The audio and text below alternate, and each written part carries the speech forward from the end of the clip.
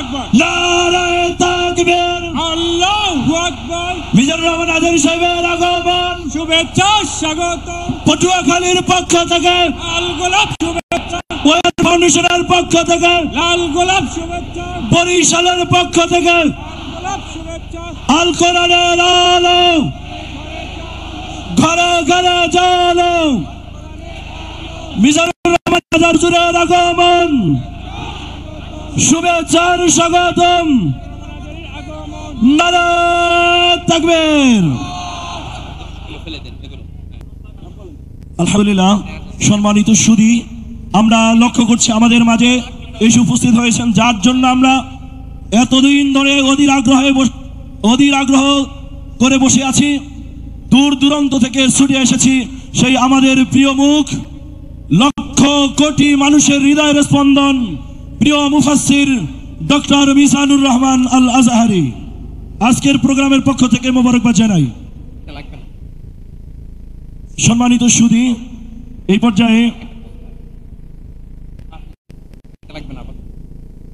পর্যায়ে আজকের প্রধান মেহমানের হাতে সম্মাননা ক্রেস্ট তুলে দিচ্ছেন বাউফল উন্নয়ন ফোরাম ও পটুয়াখালী ফোরামের সম্মানিত চেয়ারম্যান, সাবেক নেতা, সকলের প্রিয় রাহবার ডক্টর শফিকুল ইসলাম মাসুদ। ক্রেস্ট তুলে দিচ্ছেন ডক্টর শফিকুল ইসলাম মাসুদ। পটুয়াখালী বাসীর পক্ষ থেকে মোবারকবাদ জানাচ্ছি। সাথে সহযোগিতা করছেন ডক্টর শেখ জামাল উদ্দিন ও ডক্টর শফিকুল ইসলাম মাসুদ। এই পর্যায়ে আজকের প্রোগ্রামের অন্যতম মেহমান আলতাফ হোসেন চৌধুরীর হাতে ক্রেস্ট সম্মাননা তুলে দিচ্ছেন আজকের প্রোগ্রামের সম্মানিত প্রধান বক্তা ডক্টর শফিকুল ইসলাম মাসুদ ও শেখ জামাল উদ্দিন।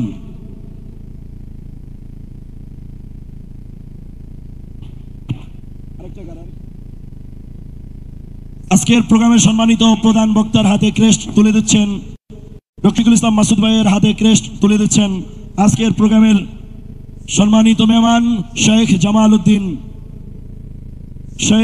উদ্দিন। আজকের প্রোগ্রামের পক্ষ থেকে সম্মানিত মেহমান বৃন্দদেরকে আন্তরিক মোবারক জানাই।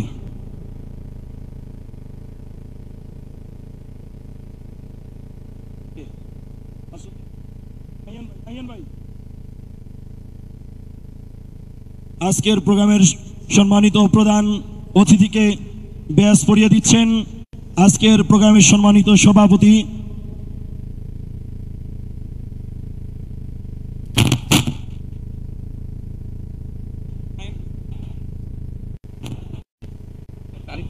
সংগ্রামী পটুয়াখালীবাসী, আজকের এই ঐতিহাসিক তাফসিরুল কোরআন মাহফিলে এ পর্যায়ে তাফসির পেশ করবেন আন্তর্জাতিক খ্যাতি সম্পন্ন মুফাসসিরে কোরআন, Islamic scholar doctor Mizanur Rahman Azhari.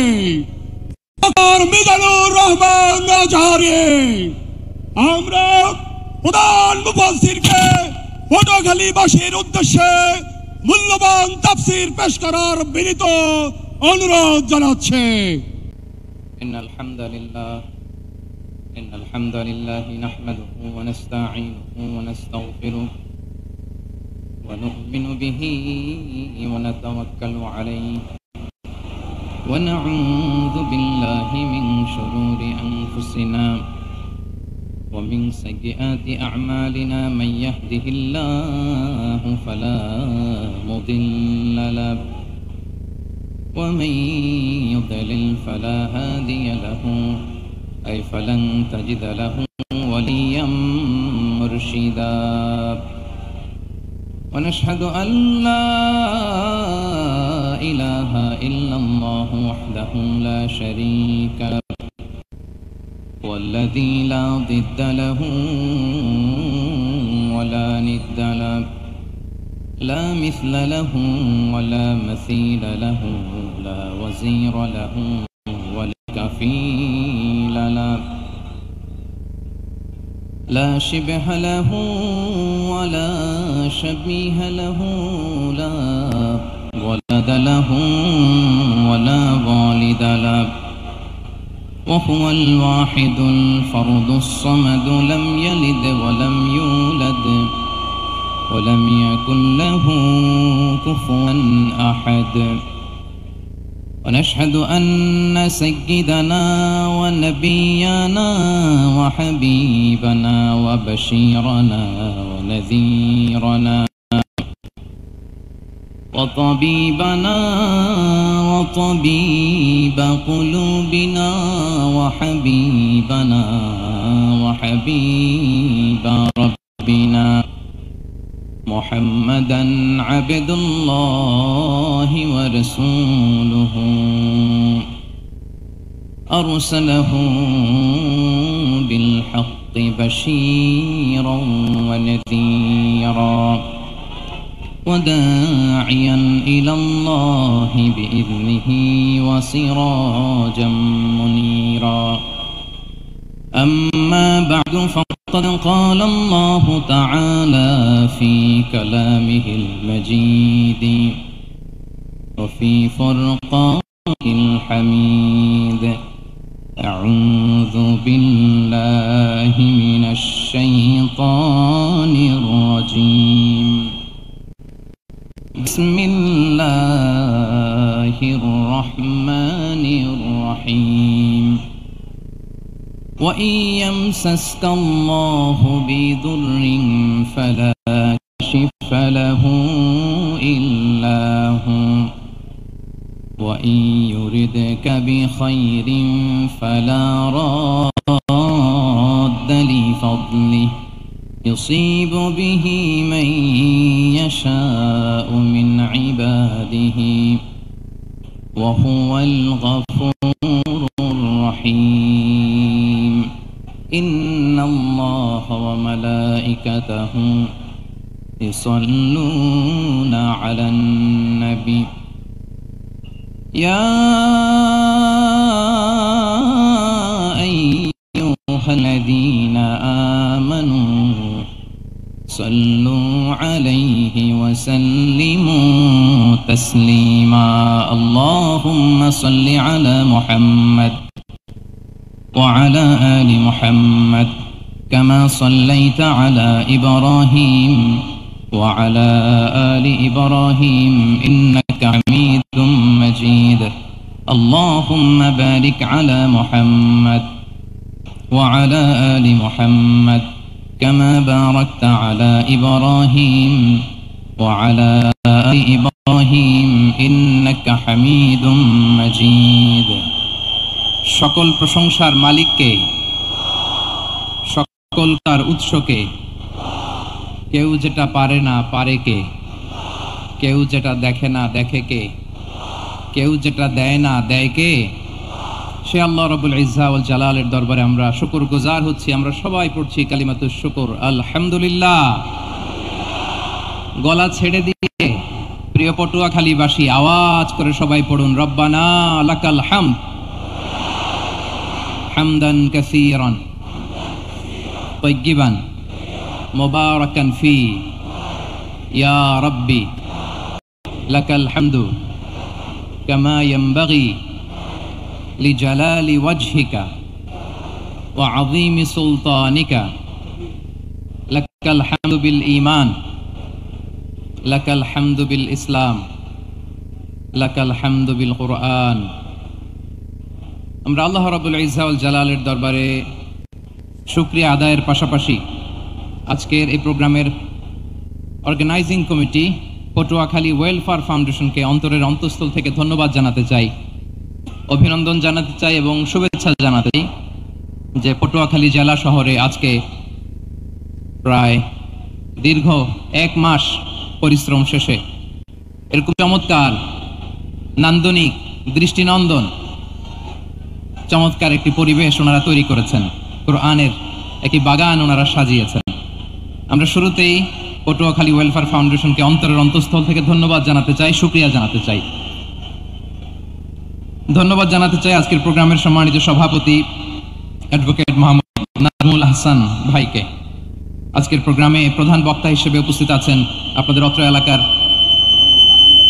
গণমানুষের নেতা, মাটি মানুষের নেতা ডক্টর মোহাম্মদ শফিকুল ইসলাম মাসুদ, সাবেক জাতীয় ছাত্রনেতা ও চেয়ারম্যান বাউফল উন্নয়ন ফোরাম ও পটুয়াখালী ফোরাম। প্রধান অতিথি হিসেবে আজকের এই প্রোগ্রামে আসন অলঙ্কৃত করেছেন এয়ার ভাইস মার্শাল অবসরপ্রাপ্ত আলহাজ আলতাফ হোসেন চৌধুরী, সাবেক স্বরাষ্ট্র বাণিজ্য মন্ত্রী, গণপ্রজাতন্ত্র সরকার। বিশেষ অতিথি হিসেবে অত্র এলাকার অনেক গণ্যমান্য ব্যক্তিবর্গ আমাদের আজকের এই প্রোগ্রামে উপস্থিত হয়েছেন। এই প্রোগ্রামে উপস্থিত আছেন পটুয়াখালী জেলার বিশিষ্ট ব্যবসায়ী বৃন্দ, চাকরিজীবী বৃন্দ, ছাত্র ভাইয়েরা, পর্দার আড়ালে আমার মায়েরা, বোনেরা, প্রশাসনের দায়িত্বশীল ব্যক্তিবর্গ, আইন শৃঙ্খলা বাহিনী, ভলান্টিয়ার্স এবং যে যেভাবে আজকের প্রোগ্রামের সাথে জড়িত ছিলেন, বিশেষ করে আমার সাংবাদিক বন্ধুরা, মিডিয়া কর্মী ভাইয়েরা, ইউটিউবার্স, আমি সবাইকে অন্তরের অন্তঃস্থল থেকে অভিনন্দন, শুভেচ্ছা এবং মোবারকবাদ জানিয়ে শুরু করছি। প্রিয় পটুয়াখালীবাসী, আপনারা কেমন আছেন সবাই? আমি তো দেখলাম যে গতকালই এসে আপনারা বসেছিলেন, কষ্ট হয় নাই? সারাদিন খাওয়া দাওয়া করতে পেরেছিলেন তো? নামাজগুলো সময় মতো পড়তে পেরেছেন? মাশাআল্লাহ, মাশাআল্লাহ, আল্লাহ তাআলা কবুল করুক, আমরা পড়ি আমিন। আপনারা শুনেছেন যে প্রতিটি বিভাগে আমরা একটি করে প্রোগ্রাম দিচ্ছি, একবার করে সফর করছি। তারই ধারাবাহিকতায় বরিশাল বিভাগের এই প্রোগ্রাম আমাদের মাসুদ ভাইয়ের কারণে বাধ্য হয়ে আমাকে পটুয়াখালীতে দিতে হয়েছে। মাসুদ ভাই এমন ভাবে ধরেছেন, রিকোয়েস্ট করেছেন, সেটাকে ডিনাই করার, রিজেক্ট করে দেওয়ার সুযোগ আর হয়নি। আলহামদুলিল্লাহ, খুব চমৎকার একটি শহর, অসাধারণ একটি গড়ি। আমি উপর থেকে দেখছিলাম, খুব গোছানো, খুবই গোছানো সুন্দর একটি শহর, আলহামদুলিল্লাহ। আর পাশেই আছে আপনাদের বিশাল সমুদ্র সৈকত, যেখান থেকে সূর্যোদয় সূর্যাস্ত একসাথে দেখা যায়, ঠিক কিনা বলেন? বরিশাল বিভাগের প্রতি আগে থেকেই আমার আলাদা একটা টান, দুটো কারণে।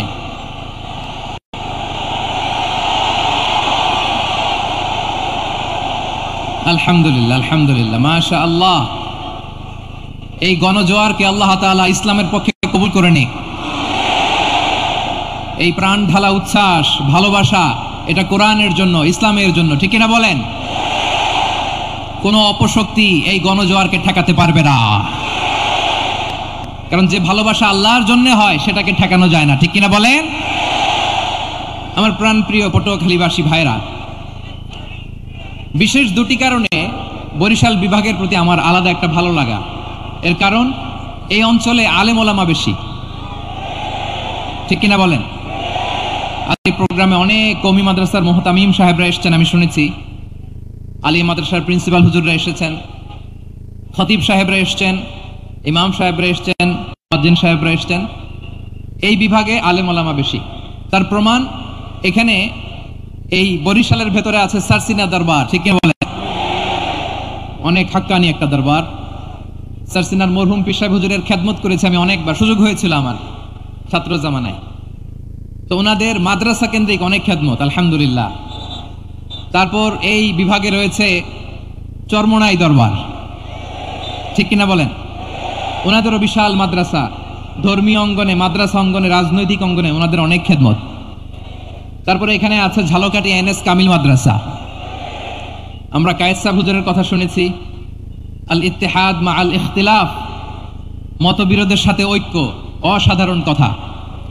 তো এই সমস্ত বড় বড় আল্লাহওয়ালাদের আগমন এই ভূখণ্ডে হওয়ার কারণে এখানে ধর্মীয় বিশৃঙ্খলা, মারামারি কম, আছে ঐক্য, ঠিক কিনা বলেন? বরিশাল বিভাগের প্রতি আমার বিশেষ ভালোবাসার এটা একটা কারণ। দুই নম্বর কারণ হচ্ছে, আমি ঢাকাতে যে মাদ্রাসায় পড়েছি, দারুন নাজাত সিদ্দিকিয়া কামিল মাদ্রাসা, আমার মাদ্রাসার শিক্ষক মন্ডলীর অধিকাংশ হচ্ছে এই বরিশালের, আলহামদুলিল্লাহ।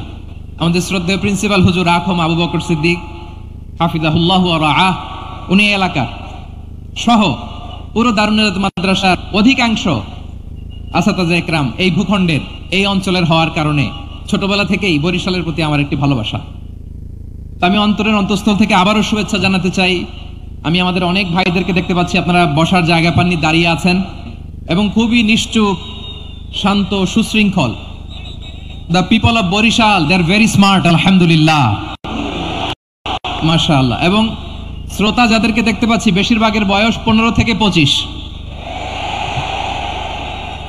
জেনজি, যেখানেই যাই জেনজি আমারে ছাড়ে না। মাশাআল্লাহ, এরাই আগামীর বাংলাদেশ,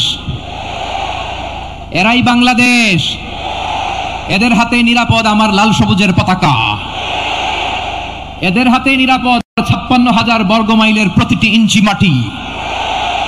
এজন্য তোমাদেরকে সাবধান থাকতে হবে, সজাগ থাকতে হবে দেশের জন্য, এদেশের সার্বভৌমত্বের জন্য। ঠিক প্রিয় ভাইরা, আমি দেখতে চাচ্ছি আপনাদের এই বরিশাল বিভাগের ভোলা জেলা আছে না একটা, দ্বীপ জেলা, ওখান থেকে কেউ আসতে পারছেন নাকি? হ্যাঁ, আল্লাহু আকবার, আসছে তো, ওই যে হাত দেখা যাচ্ছে। সর্বনাশ, মাশাআল্লাহ, ঠিক আছে, আল্লাহ আমার ভাইদেরকে তুমি কবুল করো। বরগুনা জেলা থেকে কেউ এসেছেন আজকের প্রোগ্রামে? ইয়া সালাম, মাশাআল্লাহ মাশাআল্লাহ, ওয়েলকাম ওয়েলকাম। ঠিক আছে, পিরোজপুর জেলার কেউ এসেছেন? পিরোজপুর জেলা থেকে মাশাআল্লাহ অনেক ভাইরা এসেছেন। ঝালকাঠি, মাশাআল্লাহ, ঝালকাঠির অনেক আসছে। তারপর বরিশাল জেলা থেকে কারা কারা এসেছেন? বরিশাল, মাশাআল্লাহ তাবারাকাল্লাহ।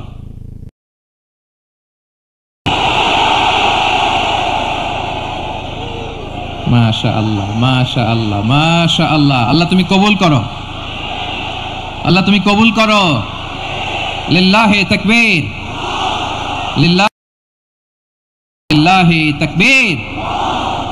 হাত নামান। প্রিয় ভাইয়েরা, আসুন আমরা কাল বিলম্ব না করে আজকের পটুয়াখালী জেলা শহরের, মাশাআল্লাহ, ওই যে লক্ষ্মীপুর থেকে আমাদের ভাই এসে প্লেকার্ড নিয়ে দাঁড়াইছে। ঠিক আছে, প্লেকার্ড দেখেছি, ফি আমানিল্লাহ।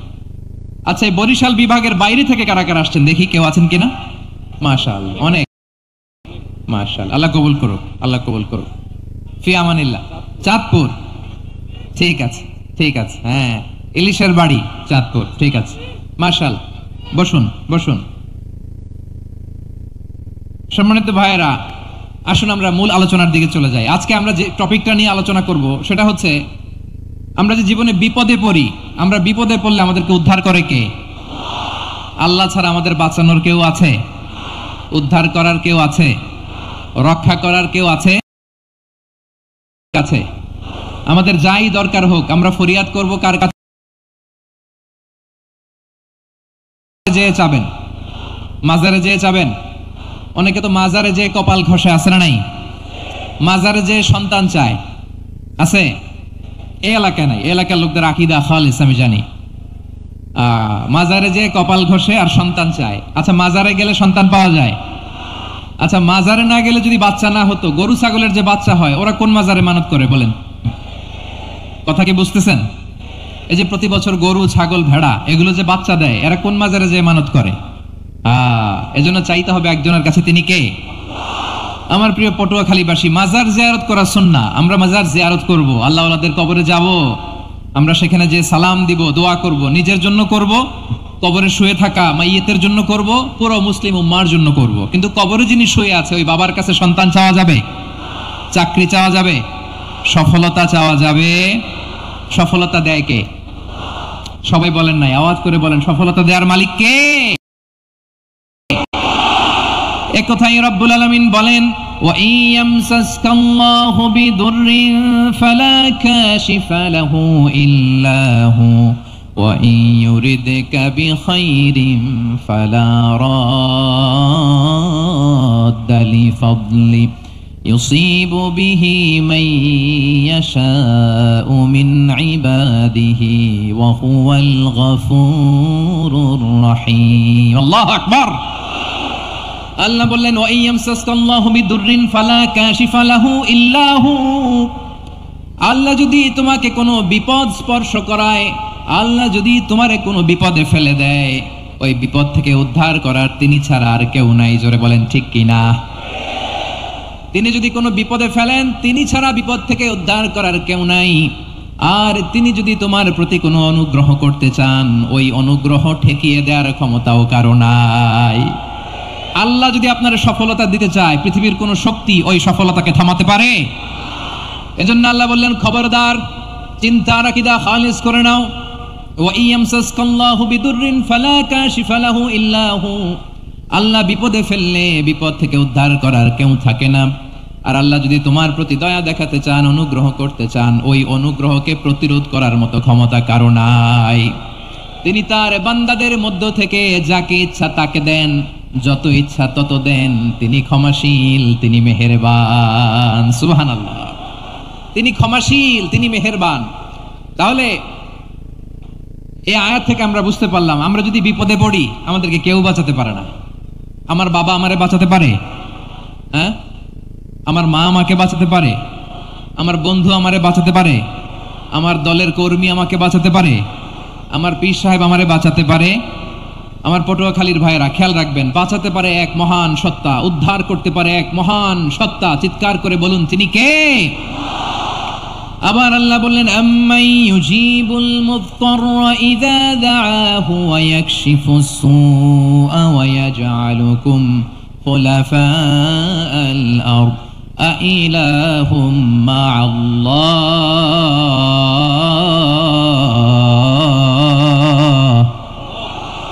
ক্বালিলাম মা তাযাক্কারুন। রব্বুল আলামিন বলেন, বিপদে পড়ে কাতর কণ্ঠে চিন্তাগ্রস্ত হয়ে যখন কেউ ফরিয়াদি হয়ে আল্লাহর ডাকে হাত তোলে, তখন ওই ব্যক্তির ডাকে সাড়া দেয় কে?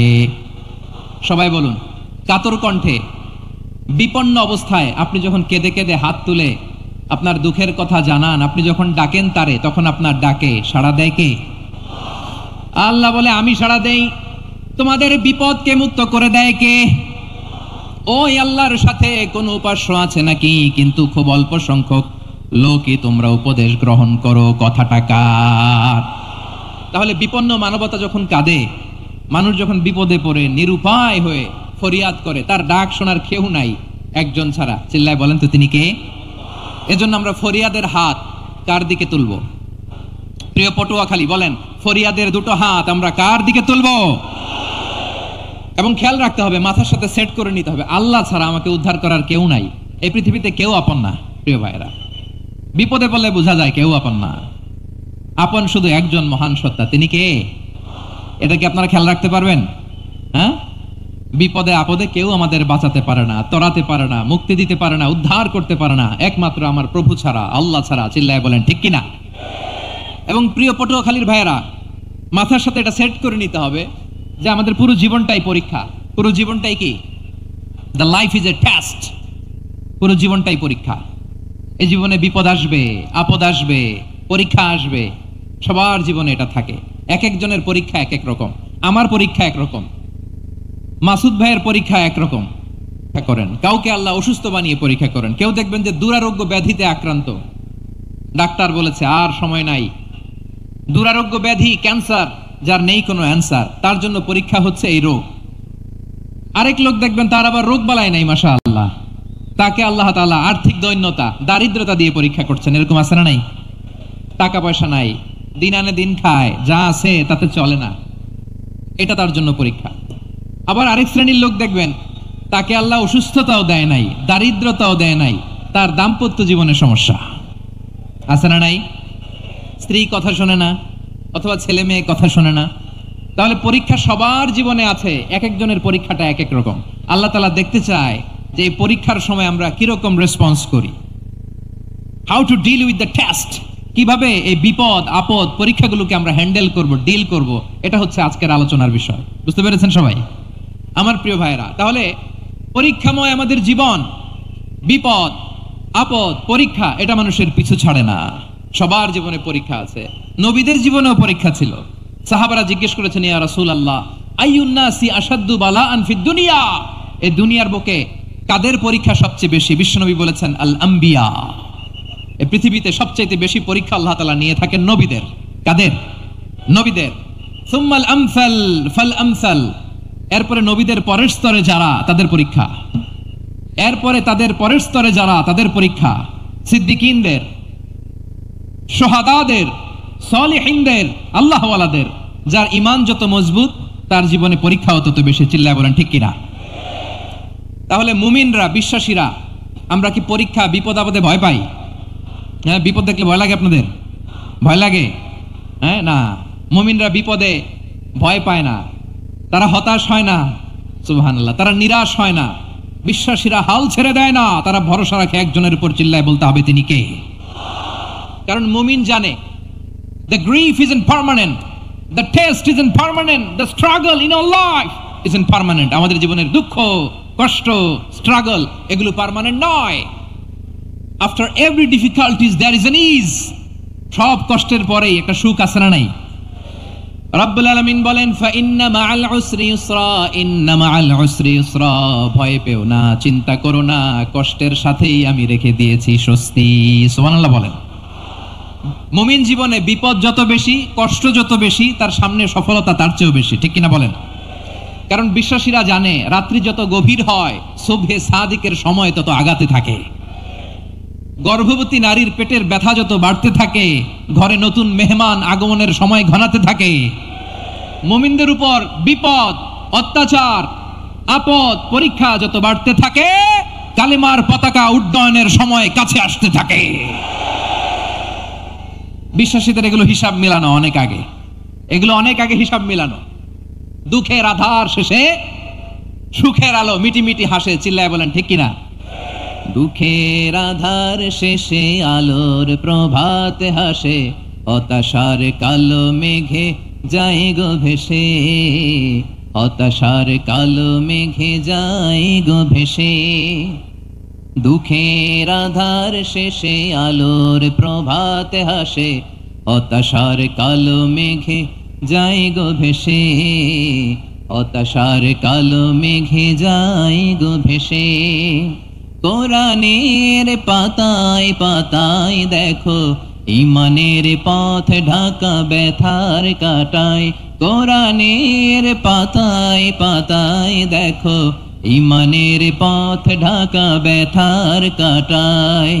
ভেঙে পড়ো না কভু হতাশ হয়ে, ভেঙে পড়ো না কভু হতাশ হয়ে, জ্বলে পুড়ে খাঁটি সোনা হও গো শেষে, জ্বলে পুড়ে খাঁটি সোনা হও গো শেষে। দুঃখের আধার শেষে আলোর প্রভাত হাসে, হতাশার কালো মেঘে যায় গো ভেসে, হতাশার কালো মেঘে যায় গো ভেসে। ঠিক কিনা বলেন? দুঃখ যত বেশি, পরীক্ষা যত বেশি, কষ্ট যত বেশি, সুখের সময় তত কাছাকাছি, চিল্লায় বলতে হবে ঠিক কিনা? এজন্য মুমিন জীবনে পরীক্ষা বেশি, মুমিনদের হতাশা নাই, মুমিনরা নিরাশ হয় না, হতাশ হয় কাফিররা। মুমিনরা কখনো হাল ছেড়ে দেয় না, মুমিনরা ভরসা রাখে একজনের উপর, তিনি কে? তাহলে আমার প্রিয় পটুয়াখালীবাসী, বিপদ থাকবে, পরীক্ষা থাকবে, এই বিপদ থেকে আমাদেরকে উদ্ধার করবেন একজন, তিনি কে? আমরা শুধু আল্লাহর উপরই ভরসা রাখবো। রাজি আছেন তো? চাইবো একজন সত্তার কাছে, আওয়াজ করে বলুন তিনি কে? একজন সত্তার কাছে চাইবে। বিশ্বনবী ওনার চাচাতো ভাই আব্দুল্লাহ ইবনে আব্বাস রাদিয়াল্লাহু তাআলা আনহুকে বললেন, ইয়া আব্দুল্লাহ ইবনুল আব্বাস, হে আব্দুল্লাহ ইবনে আব্বাস, ইযা সাআলতা ফাসআলিল্লাহ, যখন চাইবে আল্লাহর কাছে চাও। ও আব্দুল্লাহ, যখন চাইবা আল্লাহর কাছে চাও।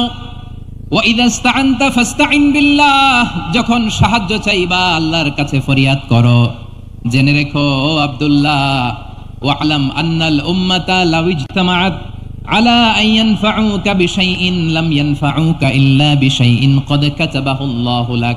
ও আব্দুল্লাহ, জেনে রেখো, মনে রেখো, গোটা বিশ্বের সবাই মিলে যদি তোমার উপকার করতে চায় ততটুকুই তারা করতে পারবে যতটুকু আল্লাহ তোমার নসিবে সেটা লিখে রেখেছে। ঠিক কিনা বলেন?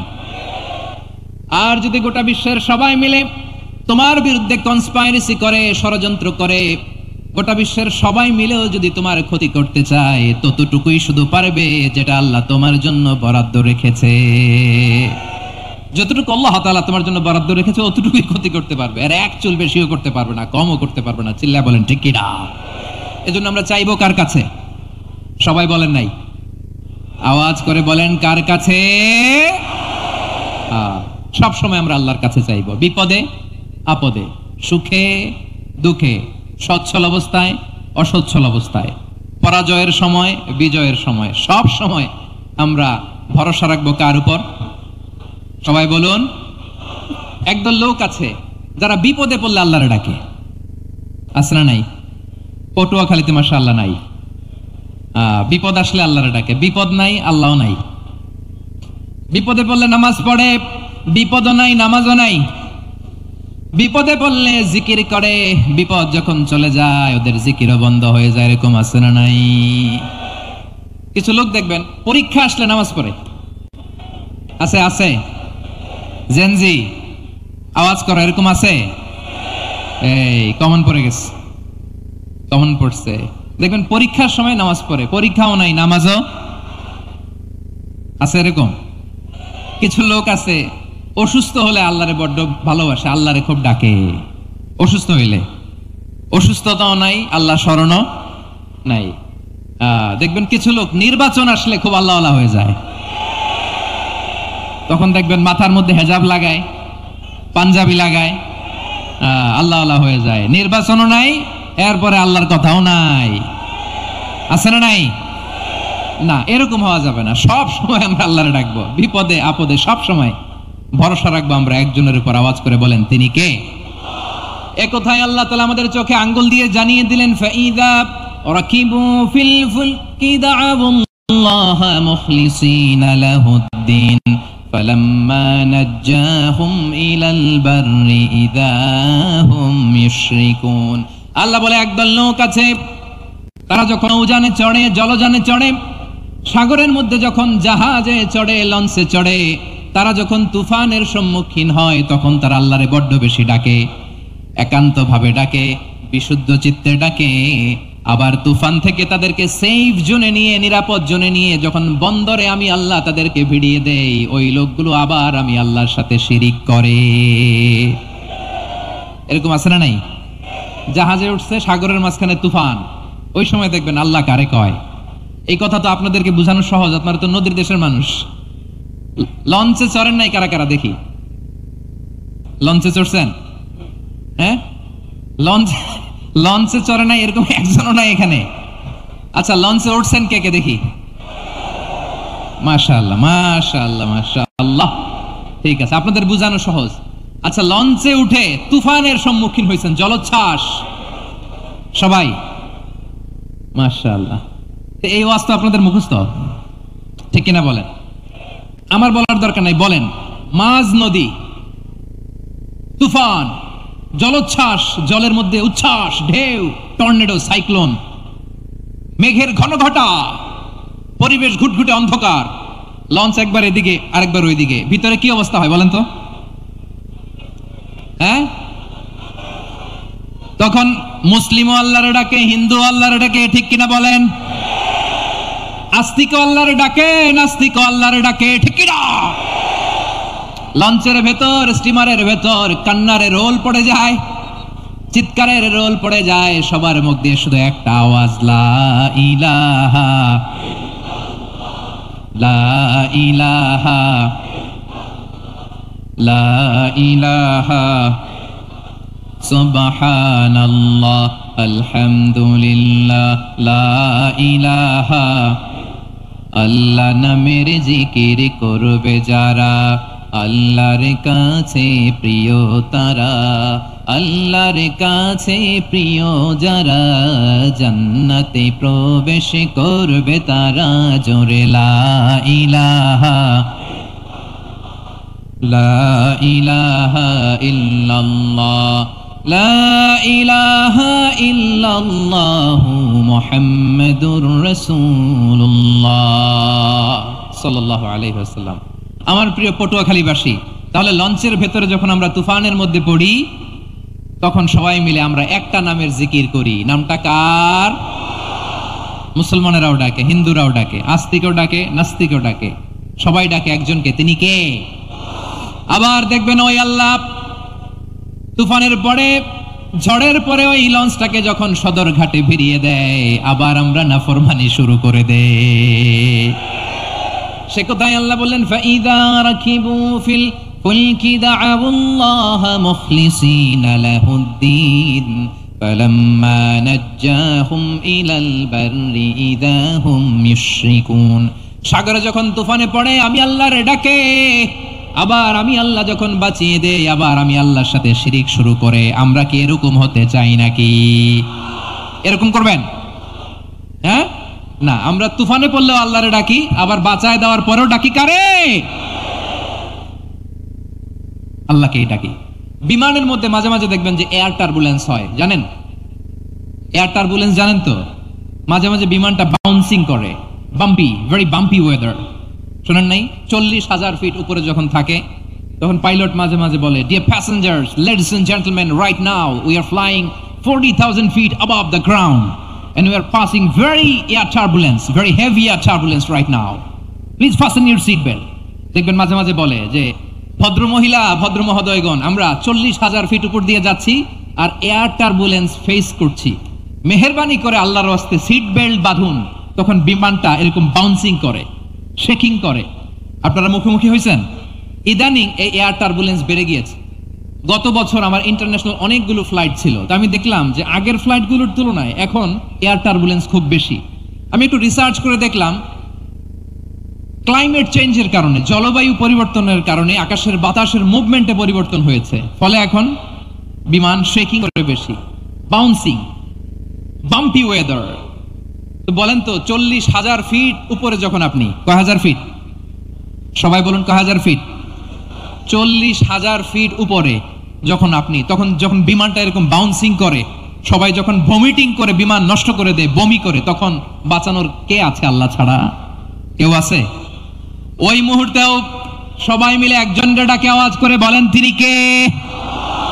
মাঝে মাঝে কিছু সোশ্যাল মিডিয়ায় কিছু ভিডিও পাওয়া যায় যে হেভি যখন এয়ার টার্বুলেন্স হয় 10 সেকেন্ড 15 সেকেন্ডের কিছু ভিডিও পাওয়া যায়, বিমানটা এরকম বাউন্সিং করছে, বাম্পি ওয়েদার, কাঁপছে, মানুষগুলো বমি করছে, অক্সিজেন মাসগুলো সব ঝুলে পড়েছে, বিমানটা শুধু কাঁপছে। তখন দেখবেন বিমানের ভেতরেও এরকম লঞ্চের মতো চিৎকার আছে না নাই? বিমানের ভেতরেও তখন চিৎকার। গত বছর হিথ্রো এয়ারপোর্ট থেকে সিঙ্গাপুর এয়ারলাইন্সের একটা ফ্লাইট, হিথ্রো টু চাঙ্গি, একটা ফ্লাইটে এমন বেশি এয়ার টার্বুলেন্সের শিকার হয়েছিল ওই এয়ারক্রাফটটা, 33 জন যাত্রী সেখানে আহত হয়েছে, একজন যাত্রী নিহত হয়েছে। কেবিন ক্রুজ, এয়ার হোস্টেস যারা আছে, একজনের নাক ফেটে, চোখ ফেটে, কপাল ফেটে, ব্লিডিং হয়ে শয়লা। প্রিয় ভাইরা, ওই 40,000 ফিট উপরে বিমানটা যখন কাঁপবে, তখন আমাদেরকে আল্লাহ ছাড়া আর কেউ বাঁচানোর আছে? এত আসতে বললে হবে? ওই কঠিন মুহূর্তে আমার বাবা আমারে বাঁচাতে পারে, আমার বন্ধু আমারে বাঁচাতে পারে। এই গ্রাউন্ডে, জমিনের বুকে আমার প্রটোকল, আমার ক্ষমতা, আমার দাম্ভিকতা, কোনো কিছু আমারে বাঁচাতে পারে? একজন ছাড়া। চিল্লায় বলতে হবে তিনি কে? সে আল্লাহ বললেন, গোলাম আমি বিপদের সময় ঠিকই তোমাদের বাঁচিয়ে নেই। ওই বিমানের ভেতরে 40,000 ফিট উপরে যখন তোমরা এয়ার টার্বুলেন্সের শিকার হও, তখন নাস্তিকও আল্লাহরে ডাকে, হিন্দু আল্লাহরে ডাকে। জোরে বলেন ঠিক কিনা? আবার বিমানটা যখন শান্ত হয়ে যায়, একটু পরেই বিমানের স্ক্রিনের মধ্যে হিন্দি সিনেমা খোঁজে। বিমানের স্ক্রিনে কিন্তু বিশাল ওখানে আফলাম ফিল্মের একেবারে বোঝাই করা। বিমানটা শান্ত হলে আবার হিন্দি সিনেমা দেখা শুরু করে। একটু আগে ডাকছিল কারে? কারে?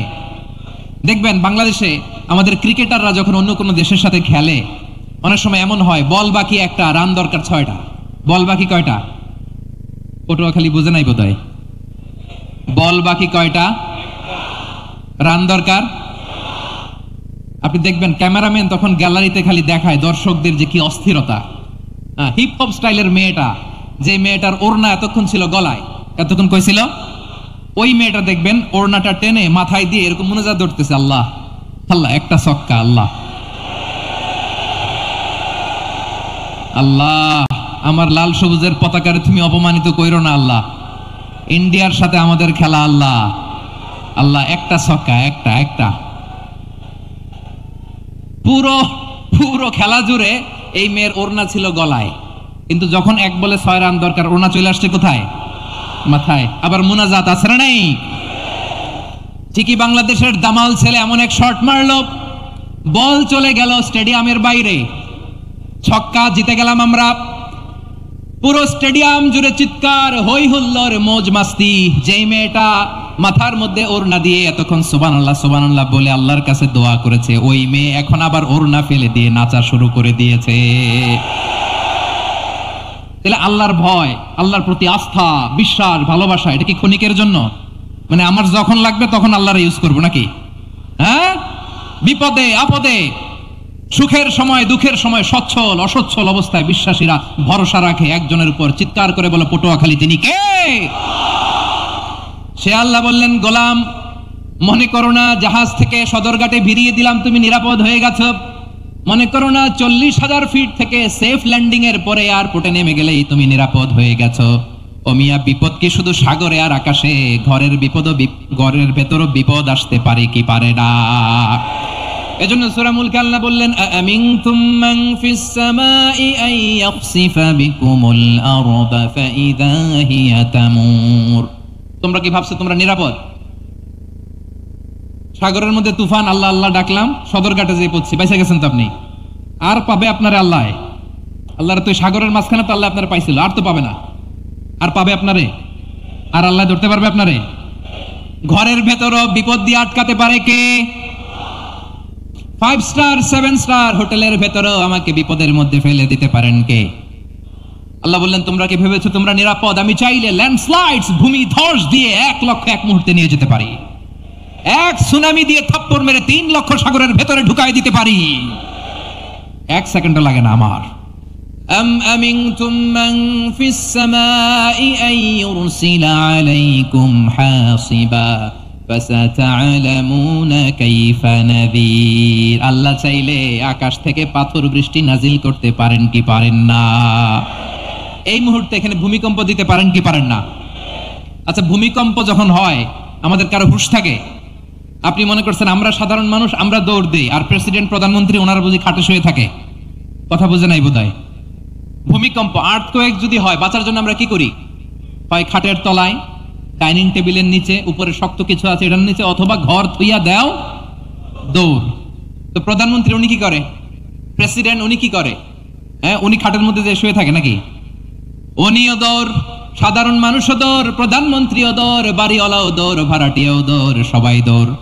নাকি ভাড়াটিয়ারা বাড়ি থুইয়া দৌড়, বাড়িওয়ালারা আর বেরোয় না? এরকম না। তাহলে যে কোনো মুহূর্তে ভূমিকম্প দিয়ে নাস্তানাবুদ করতে পারে কে? আমার প্রিয় ভাইয়েরা, আমরা নিরাপদ নই, আমরা তার দয়ায় বেঁচে আছি। কার দয়ায়? এজন্য আল্লাহ বললেন, গোলাম যে কোনো মুহূর্তে বিপদ দিয়ে তোমাদেরকে নাস্তানাবুদ করতে পারি। বিশ্বাসী বলে যদি নিজেকে দাবি করো, সব সময় ডাকতে হবে একজন সত্তাকে। বলেন তিনি কে? এই কথা ক্লিয়ার?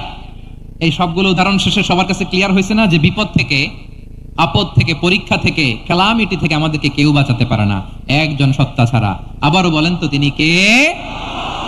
ক্লিয়ার? হ্যাঁ, সবাই বুঝতে পারছেন? আচ্ছা, এবার আমরা দেখি বিষ্ণু ইসা ইসলামের জীবনে বিপদ আপদ ছিল কিনা। উনি বিপদ আসলে কিভাবে ডিল করতেন, বিপদ আসলে কোন দোয়া পড়তে হয়, কিভাবে ফরিয়াদের হাত উত্তোলন করতে হয়, কিভাবে রবের দরবারে নতজানু হয়ে ফরিয়াদ করতে হয়, এটা জানার দরকার আছে না নাই? আসুন আমরা বিষ্ণুনবীর জীবনী থেকে দেখি বিপদ আসলে উনি কি করতেন। বিপদ আসলেই প্রথমে বিষ্ণু ইসা ইসলাম একটা দোয়া পড়তেন। কি পড়তেন? তিনি পড়তেন, ইন্না লিল্লাহি ওয়া ইন্না ইলাইহি রাজিউন। নিশ্চয় আমরা আল্লাহর জন্য, নিশ্চয় আমরা কার দিকে ফিরবো ভাই? আবার কার দিকে ফিরবো? আওয়াজ করে বলুন তো, আমরা এসেছি কার কাছ থেকে, আবারও ফিরে যাব কার কাছে? এজন্য বিষ্ণুই পড়তেন, ইন্না লিল্লাহি ওয়া ইন্না ইলাইহি রাজিউন। নিশ্চয় আল্লাহর জন্য, ওই আল্লাহর দিকেই আমরা ফিরে যাব। তারপরে বিষ্ণুই পড়তেন, আল্লাহুম্মা আজুরনি ফি মুসিবাতি ওয়াখলুফ লি খায়রাম মিনহা। একসাথে প্রথমে পড়তেন ইন্না লিল্লাহি ওয়া ইন্না ইলাইহি রাজিউন, তারপর পড়তেন আল্লাহুম্মা আজুরনি ফি মুসিবাতি ওয়াখলুফ লি খায়রাম মিনহা। মানে আল্লাহ, এই যে আমি বিপদে ধৈর্য ধারণ করলাম, এটার সব তুমি আমারে দাও, আর যেটা হারালাম এর চেয়ে ভালো কিছু দিয়ে মেকআপ করে দিও, ভালো কিছু দিয়ে বদল করে দিও। সুবহানাল্লাহ পড়েন। তাহলে বিপদ আসলে আমরা কি পড়ব? কথা বলেন। এই যে আমি শুয়েছিলাম, নাশিদ গাচ্ছিল ওরা, এদেশে পরস্পরে দেখা হলে দেয় সালাম, এদেশে আমজনতার হৃদয় জুড়ে পাক কালাম, এদেশে বিপদ এলে সর্বজনে সর্বক্ষণে দোয়া পড়ে ইন্না লিল্লাহ। কি পড়ে? সুবহানাল্লাহ সুবহানাল্লাহ সুবহানাল্লাহ সুবহানাল্লাহ। এদেশে আজান শুনে সূর্য ওঠে শহর গ্রামে, এদেশে আজান শুনে সূর্য ডুবে সন্ধ্যা নামে, এদেশে সকল কাজে সবাই বলে বিসমিল্লাহ, এদেশে ভালো কিছু দেখে শুনে হাসি মুখে সবাই বলে মাশা আল্লাহ। সুবহানাল্লাহ পড়ে। তাহলে বিপদ এলে আমরা কি পড়ি? কথা বুঝলে সবাই উত্তর দিতে হবে। বিপদ এলে কি পড়ি? তাহলে বিপদ এলেই আমরা এখন থেকে ইন্না লিল্লাহ পড়বো, নাকি হাই হুতাশ করবেন? একদল আছে হাই হুতাশ করে, হায় আল্লাহ রে মোর কি হইল রে, মুই কি হরমু রে, মুই কমবে জামু রে, আছে না নাই? এরকম বিলাপ করতে নিষেধ করেছেন বিশ্বনবী। কি করব, কই যাব, কি হবে, হায় হায়, এরকম হাহুতাশ আছে না নাই? বিশ্বাসীরা হাহুতাশ করে না, তারা ইন্না লিল্লাহ পড়ে। কি পড়ে মনে থাকবে? আমরা পড়বো ইন্না লিল্লাহি ওয়া ইন্না ইলাইহি রাজিউন। নিশ্চয়ই আমরা আল্লাহর জন্য, আমরা আল্লাহর দিকেই ফিরে যাব। এরপর পড়বো আল্লাহুম্মা আজুরনি ফি মুসিবাতি ওয়াখলুফ লি খায়রাম মিনহা। আল্লাহ, আমি যে বিপদে ধৈর্য ধারণ করলাম এটার সওয়াব দিও, আর যা হারালাম তার চেয়ে ভালো কিছু দিয়ে বদল করে দিও। সুবহানাল্লাহ পড়েন। বিশ্বনবীর হাদিস শুনলেন উম্মে সালামা রাদিয়াল্লাহু তাআলা আনহা। ওনার স্বামী হলো আবু সালামা। মজার ঘটনা খেয়াল করে শুনেন আমার প্রিয় কলিজার টুকরা ভাইয়েরা। কানগুলো খরগোশের কানের মতো খাড়া করে আমার দিকে তাকান। সাইয়্যিদাতুনা উম্মে সালামা রাদিয়াল্লাহু তাআলা আনহা, ওনার স্বামীর নাম আবু সালামা। শ্রেষ্ঠ দম্পতি, শ্রেষ্ঠ ফ্যামিলি। প্রথমে হিজরত করেছিলেন হাবাসায়, পরে হিজরত করেছেন মদিনায়। উহুদ যুদ্ধের পরে ওনার স্বামী আবু সালামা ইন্তেকাল করলো, শহীদ হলো। সুবহানাল্লাহ পড়েন। যখন আবু সালামা ইন্তেকাল করলো, উম্মে সালামা রাদিয়াল্লাহু তাআলা আনহা কেঁদে কেঁদে হয়রান। আর নবীর শিখানো বাণী অনুযায়ী তিনি বারবার পড়ছিলেন ইন্না লিল্লাহ। কি পড়ছিলেন? মুই কই জামু, কি হরমু, এগুলো বলে নাই। কি বলছে? ইন্না লিল্লাহ। যেহেতু বিশ্বনবী বলেছেন কেউ যদি বিপদের প্রথম ধাক্কায় পড়ে ইন্না লিল্লাহি ওয়া ইন্না ইলাইহি রাজিউন, আল্লাহুম্মা আজুরনি ফি মুসিবাতি ওয়াখলুফ লি খায়রাম মিনহা, তাহলে এই বিপদে যে সে যা হারালো তার চেয়ে শ্রেষ্ঠ কিছু দিয়ে আল্লাহ তার বদল দিয়ে দিবে। এই হাদিস শুনে উম্মে সালামা রাদিয়াল্লাহু তাআলা আনহা ওনার প্রাণ প্রিয় স্বামী আবু সালামার ইন্তেকালের পরে চোখের পানি ছাড়ে আর পড়ে ইন্না লিল্লাহি ওয়া ইন্না ইলাইহি রাজিউন, আল্লাহুম্মা আজুরনি ফি মুসিবাতি ওয়াখলুফ লি খায়রাম মিনহা।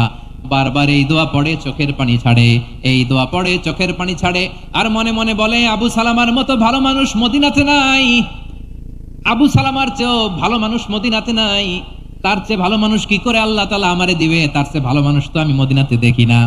চোখের পানি দিয়ে বুক ভাসায় আর নবীর হাদিসের উপর আমল করে পড়ে ইন্না লিল্লাহি ওয়া ইন্না ইলাইহি রাজিউন, ইন্না লিল্লাহি ওয়া ইন্না ইলাইহি রাজিউন। পড়তে পড়তে চোখের পানি ছাড়ে আর চিন্তা করে বিশ্বনবী বললেন এই দোয়া পড়লে যেটা হারালাম তার চেয়ে ভালো কিছু দিয়ে আল্লাহ পুরস্কার দেয়। আবু সালামের চেয়ে ভালো মানুষ মদিনার মধ্যে আর কে হতে পারে? কি আজীব তামাশা, কি অবাক করা ঘটনা।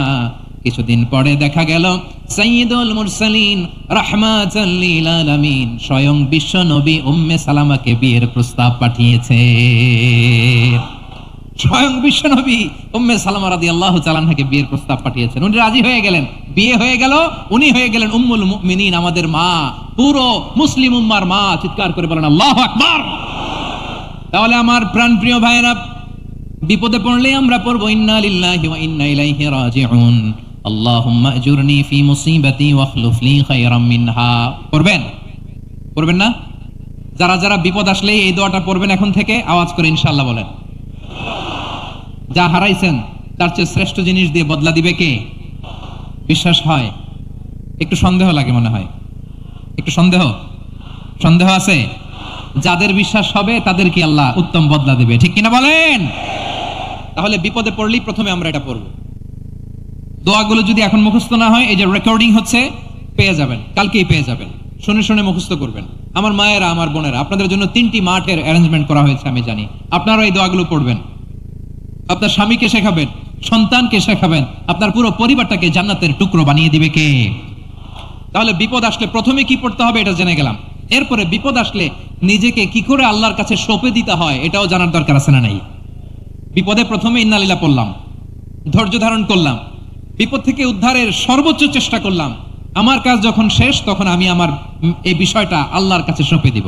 কার কাছে সুপর্দ করব? কার কাছে?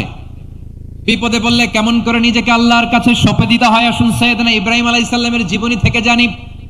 আল্লাহর খলিল ইব্রাহিম আলাইহিস সালাম আমাদের মতো সমাজ ব্যবস্থা পায় নাই। আমরা জন্মের পরে আমাদের কানের ভেতরে আজান দিয়েছে কে? একামত দিয়েছে কে? আমাদের বাপদাদারা আমাদের কানে আজান দিয়েছে কি? দেয় নাই। আমাদের জন্মের পরেই তো আজান, একামত, বাড়ির পাশে মসজিদ, প্রতিদিন আজান, জুমার খুতবা, প্রতি মাসে মাসে তাফসিরুল কোরআন মাহফিল, মসজিদ, মিনারা, অভাব নাই, ঠিক কিনা বলেন? আপনি যে এই সুন্দর ইসলামিক এনভায়রনমেন্ট পেয়েছেন, আমাদের ইব্রাহিম খালিল উনিও কি এরকম পেয়েছিলেন? হ্যাঁ, উনি জন্মের পর পরে ওনার কানে আজান দিছে কেউ? আমার প্রিয় ভাইরা, আগা গোড়া একটা শিরকি পরিবেশ উনি জন্মগ্রহণ করেছেন। উনি ছাড়া ওই তল্লাটে একজনও আল্লাহর উপর বিশ্বাসী নাই। কল্পনা করতে পারেন? গোটা তল্লাটে, গোটা দেশে বিশ্বাসী মুমিন, আল্লাহর উপর বিশ্বাস স্থাপনকারী কয়জন? সবাই বলেন কয়জন? বাকি সব মুশরিক। বাকি সব মুশরিক। নিজের সাথে নিজে শক্ত বোঝাপড়া করে, অ্যানালজি করে, সেলফ কনভারসেশন করে উনি মহা সত্যের সন্ধান পেয়েছেন। উনি আকাশের তারা দেখে ভাবে মনে হয় এটাই আমার খোদা, পরে দেখে তারা নাই, মনে মনে বলে না তাইলে এটা না। আবার চাঁদ দেখে বলে চাঁদটা বড় মায়া লাগে, মনে হয় এটাই আমার রব, পরে দেখে চাঁদও নাই, কয় না এটা না। এরপরে দ্বিপ্রহরের জলজলে সূর্যটা খাঁ খাঁ করে গোটা পৃথিবীটারে রৌদ্র দিয়ে তাতিয়ে রাখে। তিনি ভাবলেন মনে হয় এটাই আমার রব, কারণ এটাই তো সবচেয়ে বড়। কিন্তু বিকেল বেলা ওই সূর্যটাও যখন চলে যায়, সাইয়েদনা ইব্রাহিম বলে না এটাও তো নাই, আমার খোদা যদি আমারে ছেড়ে চলে যায়, বিপদে পড়লে আমারে উদ্ধার করবে কে? এভাবে নিজের সাথে অ্যানালজি, সেলফ কনভারসেশন করতে করতে করতে তিনি মহা সত্যের সন্ধান পেয়েছেন। সুবহানাল্লাহ পড়েন। সব শেষে তিনি ডিসিশন নিয়ে ঘোষণা দিলেন, ইন্নী ওয়াজ্জাহতু ওয়াজহিয়া লিল্লাযী ফাতারাস সামাওয়াতি ওয়াল আরদা হানিফান ওয়া মা আনা মিনাল মুশরিকিন।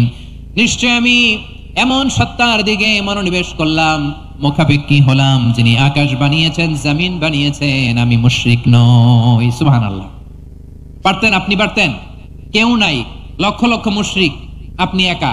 ওনার মতো এরকম বিচক্ষণতা দিয়ে আল্লাহরে খুঁজে পাইতে পারতেন আপনি? কি নবী ছিল, আল্লাহকে খুঁজে পেয়েছে।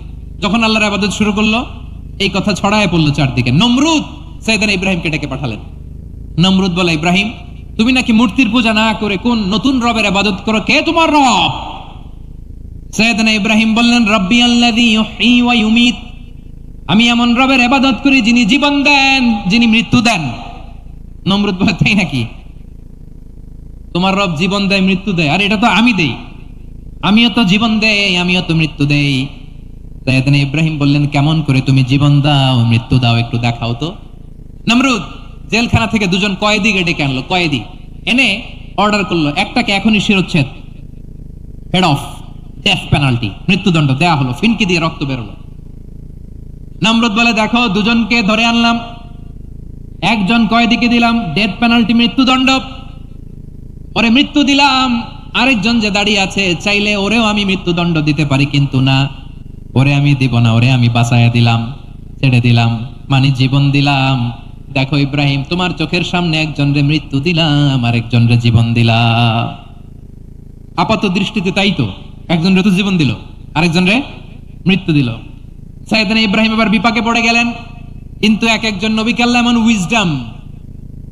এমন উইজডম বিচক্ষণতা দিয়ে এই জমিনে পাঠিয়েছেন, মুহূর্তের মধ্যে আল্লাহর খলিল ইব্রাহিম বললেন, ইন্নাল্লাহা ইয়াতি বিশ-শামসি মিনাল মাশরিকি ফাতি বিহা মিনাল মাগরিব ফাবুহিতাল্লাযী কাফার। আল্লাহর খলিল ইব্রাহিম বললেন, নমরুদ বুঝলাম তুমি জীবন দাও, মৃত্যু দাও, দেখলাম, কিন্তু আমার রব, আমার আল্লাহ প্রতিদিন সকালবেলা উষা লগ্নে ওই পূর্ব দিগন্ত থেকে সূর্যটাকে উদিত করেন, সাঁঝের বেলা, বিকেল বেলা, গধূলি লগ্নে, সন্ধ্যা বেলা ওই দ্বিপ্রহরের জল জলে সূর্যটাকে পশ্চিম দিগন্তে ডুবিয়ে দেন। মানে সকালবেলা পূর্ব দিক থেকে উদিত করা সূর্যটাকে পশ্চিম দিকে বিকেলে তিনি ডুবিয়ে দেন। তুমি যদি পারো ওই সূর্যটাকে পশ্চিম দিক থেকে উদিত করে পূর্ব দিকে ডুবিয়ে দাও। সুবহানাল্লাহ পড়বেন না? দেখেন, ইনস্ট্যান্ট ইন্টেলেক্ট, মুহূর্তে বিচক্ষণতা, উইজডম কাকে বলে? নমরুদ পারবে? নমরুদের বাপ পারবে, ওর দাদা, ওর 14 গোষ্ঠী, গোটা বিশ্বের সব ক্ষমতাধর রাষ্ট্রনায়করা একসাথে হলে পারবে? বা বুহিতাল্লাযী কাফার পারে নাই, ব্যর্থ হয়েছে। এবার তেলে বেগুনে জ্বলে উঠেছে, রেগে মেগে আগুন বলে, ফালকুহু ফিল জাহিম, ওর সাথে তর্ক নাই, না পেরে এবার এটারে আগুনে ফেলা। বিশাল বিশাল গাছ কেটে লাকড়ি এনে আগুনের কুণ্ডলি বানানো হলো, দাউ দাউ দাউ দাউ করে আগুন জ্বলে। আল্লাহর খলিল ইব্রাহিমকে আগুনে নিক্ষেপ করা হবে। আল্লাহর খলিল সাইয়েদনা ইব্রাহিমের হাতের মধ্যে রশি দিয়ে টাইট করে বাঁধা হলো। পায়ের মধ্যেও টাইট করে রশি দিয়ে বাঁধা হলো। আল্লাহর খলিল ইব্রাহিমকে আগুনের কুণ্ডলীর মধ্যে ফেলা হবে। ও মিয়া, আপনি যে বিপদের কারণে ভয় পান, হতাশ হন, এটা কোনো বিপদ ওনার বিপদের সামনে? পটুয়াখালী আওয়াজ করে বলুন, সাইয়েদনা খলিল ইব্রাহিমের সামনে বিপদের সামনে আমাদের বিপদগুলো কোনো বিপদ? এটা কোনো বিপদই না, এটা কোনো বিপদই না। হাত পা বেঁধে টাইট করে নিক্ষেপ করা হবে, সিম্পলি ফেলা যাবে না, কারণ দাও দাও করে দ্য ব্লেজিং ফায়ার, এমন আগুনের কুণ্ডলী, কাছে যাওয়া যায় না, আগুনের উত্তাপে নিক্ষেপ করা হবে। হাতে রশি বেঁধে পায়ে রশি বেঁধে আল্লাহর খলিল ইব্রাহিম আলাইহিস সালামকে আগুনের মধ্যে নিক্ষেপ করা হবে। আহা, এটার বলে অগ্নি পরীক্ষা। উনি অগ্নি পরীক্ষার সম্মুখীন হয়েছিলেন, এজন্য কঠিন পরীক্ষাকে আমরা অগ্নি পরীক্ষার সাথে তুলনা করি, ঠিক কিনা? সাইয়েদনা জিবরাইল এসে বললেন, ও আল্লাহর খলিল, ওরা তো আপনার হাতও বেঁধে ফেললো, পাও বেঁধে ফেললো, নড়াচড়ার সুযোগ নাই, বলেন আমি জিবরিল ফেরেশতা আপনার জন্য কি করতে পারি? আল্লাহর খলিল ইব্রাহিম বলেন, ও জিবরাইল, তোমার কাছে আমার কোনো চাওয়া পাওয়া নাই। সুবহানাল্লাহ বলেন। তোমার কাছে বলার কিছু নাই, তোমার সাহায্যের আমার দরকার নাই। সাইয়েদনা ইব্রাহিম আলাইহিস সালামকে হাতে পায়ে রশি বেঁধে হাত পা বাঁধা অবস্থায় জ্বলন্ত অগ্নিকুণ্ডে যখন নমরুদের দলবল নিক্ষেপ করবে, আল্লাহর খলিল কিভাবে নিজেকে আল্লাহর কাছে সঁপে দিয়েছেন পটুয়াখালীর ভাইরা খেয়াল করে শুনুন। হাত পা বেঁধে আল্লাহর খলিলকে যখন নিক্ষেপ করা হবে, তিনি মুখ ফুটে বলে ফেললেন, হাসবুনাল্লাহু ওয়া নি'মাল ওয়াকিল। হাসবুনাল্লাহু ওয়া নি'মাল ওয়াকিল, আমার জন্য আল্লাহই যথেষ্ট, আমার জন্য আল্লাহই যথেষ্ট। তিনি আমার সবচেয়ে বড় গার্ডিয়ান, তিনি আমার সবচেয়ে বড় অভিভাবক। জিব্রাইলের সাহায্যে অফারকে ফিরিয়ে দিলেন, দুনিয়ার বুকে কারো কাছে কিছু বলেন নাই, মুখ ফুটে বলেছেন হাসবুনাল্লাহ। ও আমার পটুয়াখালীর প্রাণের ভাইয়েরা খেয়াল রাখবেন, কোন বান্দা তার হাতে থাকা সব চেষ্টাটুকুন করার পরে মুখ ফসকে মুখ দিয়ে যখন বলে ফেলে হাসবুনাল্লাহ, বান্দা যখন হাসবুনাল্লাহ বলে ফেলে, ওই ব্যাপারটা ডিল করার দায়িত্ব স্বয়ং আল্লাহ আরশের উপর থেকে নিয়ে নেয়। আপনি যখন বলে ফেলবেন হাসবুনাল্লাহ, এটা ডিলিং করবে কে তখন? চিল্লায় বলেন না, তিনি কে? বান্দা তার সাধ্যের সবটুকু চেষ্টার পরে নতজানু হয়ে যখন বলবে হাসবুনাল্লাহ, আল্লাহ তুমি আমার জন্য যথেষ্ট, নি'মাল ওয়াকিল, তুমি আমার শ্রেষ্ঠ অভিভাবক, তখন তার কি দরকার না দরকার এটা ডিল করে স্বয়ং আল্লাহ। নিক্ষেপ করা হলো সাইয়েদনা ইব্রাহিমকে অগ্নিকুণ্ডলীতে। হাজার হাজার মানুষ এই দৃশ্য দেখার জন্য জড়ো হয়েছে এরকম বিশাল ময়দানে। কিন্তু কি অবাক করা ঘটনা, সবাই ভয় পাচ্ছিল, না জানি কি হয়ে যায়। আল্লাহর খলিলকে যখন আগুনের কুণ্ডলীতে নিক্ষেপ করা হয়, আল্লাহর খলিল ইব্রাহিম আগুনের কুণ্ডলীর মধ্যে বসে বসে মানুষগুলোর দিকে তাকিয়ে হাসতে শুরু করে দেয়। কারণ আকাশ থেকে রব্বুল আলামিন স্পেশাল ভার্ডিক্ট নাজিল করেছেন, স্পেশাল হুকুম জারি করেছেন, কুল্লা ইয়া নারু কুনি বারদান ওয়া সালামান আলা ইব্রাহিম। ও আগুন খবরদার, সৃষ্টির শুরু থেকে তোকে একটা ধর্ম আমি বাতলে দিয়েছিলাম, তোর ধর্ম, আগুনের ধর্ম হলো যা পাবে জ্বালিয়ে সারখার করবে। আল্লাহ বলল, আগুন তোর ধর্ম দিয়েছিলাম, তুই সব জ্বালিয়ে পুড়িয়ে সারখার করে দিবি, কিন্তু ক্ষণিকের জন্য আমি তোর জ্বালিয়ে দেওয়ার ক্ষমতাটাকে কেড়ে নিলাম, জ্বালিয়ে ভস্ম করে দেওয়ার ক্ষমতা আমি কেড়ে নিলাম। কুনি বারদান, ঠান্ডা হয়ে যা, কিন্তু এত বেশি ঠান্ডা হবি না আবার আমার ইব্রাহিমের জন্য সর্দি লেগে না যায়। সুবহানাল্লাহ, এত আসতে বললে হবে? কুনি বারদান, বার্দ মানে বরফ, ঠান্ডা, ঠান্ডা হ, কিন্তু এত ঠান্ডা হবি না যাতে আমার ইব্রাহিমের কষ্ট হয়। আগুন বলে, আল্লাহ একবার বললা ঠান্ডা হ, আবার বলো এত ঠান্ডা হবি না যাতে খালিলের সর্দি না লাগে। কেমন ঠান্ডা হব, কেমন এনভায়রনমেন্ট তৈরি করে দেব বলো? আল্লাহ বললেন, সালামান আলা ইব্রাহিম, আমার খলিল, আমার কলিজা, আমার ইব্রাহিমের জন্য তুই জান্নাতের গুল বাগিচা হয়ে যা। ও ভাই, নবী মুসার মতো ঈমান হলে রাস্তা হবে সাগর জলে, নবী ইউসুফের মতন ঈমান হলে একে একে দরজা খোলে, নবী ইব্রাহিমের মতন ঈমান যদি আজও থাকে বিদ্যমান, অগ্নিকুণ্ডে দেখতে পাবে খুবসুরত এক ফুল বাগান। কুলনা ইয়া নারু কুনি বারদান ওয়া সালামান আলা ইব্রাহিম। বান্দা যখন মুখ দিয়ে বলে হাসবুনাল্লাহ, আমার আল্লাহ আমার জন্য যথেষ্ট, এই বলে যখন নিজেকে সঁপে দেয়, তার কি লাগবে ওই দায়িত্ব স্বয়ং নিয়ে নেয় কে? সবাই বলেন স্বয়ং নিয়ে নেয় কে? তাহলে আমার প্রিয় ভাইরা, বিপদের শুরুতেই আমরা বলবো ইন্না লিল্লাহ। শুরুতে কি বলবো? এরপরে যেই বাক্যটা পড়ে নিজের পরিস্থিতিকে আল্লাহর দরবারে সঁপে দিব, সেটা হচ্ছে হাসবুনাল্লাহ। সেটা কি? কৃষ্ণই বলেন লা ইয়াজালু লিসানুকা রাতাবান মিন যিকরিল্লাহ। সব সময় আল্লাহর স্মরণ দিয়ে, জিকির দিয়ে জিহ্বাটারে সিক্ত রাখো। আর শয়তানু জাসিমুন আলা কলবি ইবনে আদম, শয়তান বনি আদমের কলবে খামচি মেরে বসে থাকে। ফাইদা যাকারাল্লাহ খানাসা, মানুষ যখন আল্লাহ স্মরণ করে, জিকির করে, শয়তান দৌড়ে পালায়। ওয়া ইদা গাফালা ওয়াসওয়াসা, যখনই বনি আদম গাফেল হয় তখনই শয়তান তার হৃদয়ে ওয়াসওয়াসা দেয়। এজন্য বিপদে পড়লে ইন্না লিল্লাহ, নিজের সব টুকুন করার পরে, নিজের রোল প্লে করার পরে নিজেকে আমরা কি বলে সঁপে দিব? সবাই বলেন, সবাই বলতে হবে, আরো জোরে বলেন, মনে থাকবে। বিপদে পড়লে প্রথমে ইন্না লিল্লাহ, এরপরে নিজেকে যখন সঁপে দিব তখন হাসবুনাল্লাহ। এরপরে কঠিন বিপদ যদি যখন বিশ্বনবী পড়তেন তখন কি করতেন? এমন বিপদ মাঝে মাঝে হয় না, দেয়ালে পিঠ থেকে যায়, চোখে মুখে অন্ধকার, কি করব দিশা খুঁজে পাই না, এরকম হয় কখনো? হ্যাঁ, আপনাদের হয়? হয় না? তো জান্নাতে আছেন আপনারা। হয় হয়, এরকম হয়েছে না যে দেয়ালে পিঠ থেকে গেছে, চোখে মুখে অন্ধকার, কই যাব, কি করব, বাঁচানোর কেউ না, এরকম হয়েছে কখনো আপনাদের? যদি হয় তাইলে এটার সলিউশন বলবো, না হইলে তো এগুলো বলে লাভ নাই। হয় হয় হয়। বিশ্বনবী এরকম কঠিন বিপদে পড়েছেন জীবনের কিছু কিছু মুহূর্তে। ওই মুহূর্তে বিশ্বনবী স্পেশাল দুইটা দোয়া পড়তেন। এই দোয়াগুলো আপনাদেরকে জানিয়ে দেয়। বিশ্বনবী বলেন, কঠিনতম বিপদে যখন পড়বা, দেয়ালে পিঠ থেকে যায়, চোখে মুখে অন্ধকার, বাঁচার কোনো উপায় নেই, তখন পড়বা লা ইলাহা ইল্লা আনতা সুবহানাকা ইন্নী কুনতু মিনাজ জালিমিন।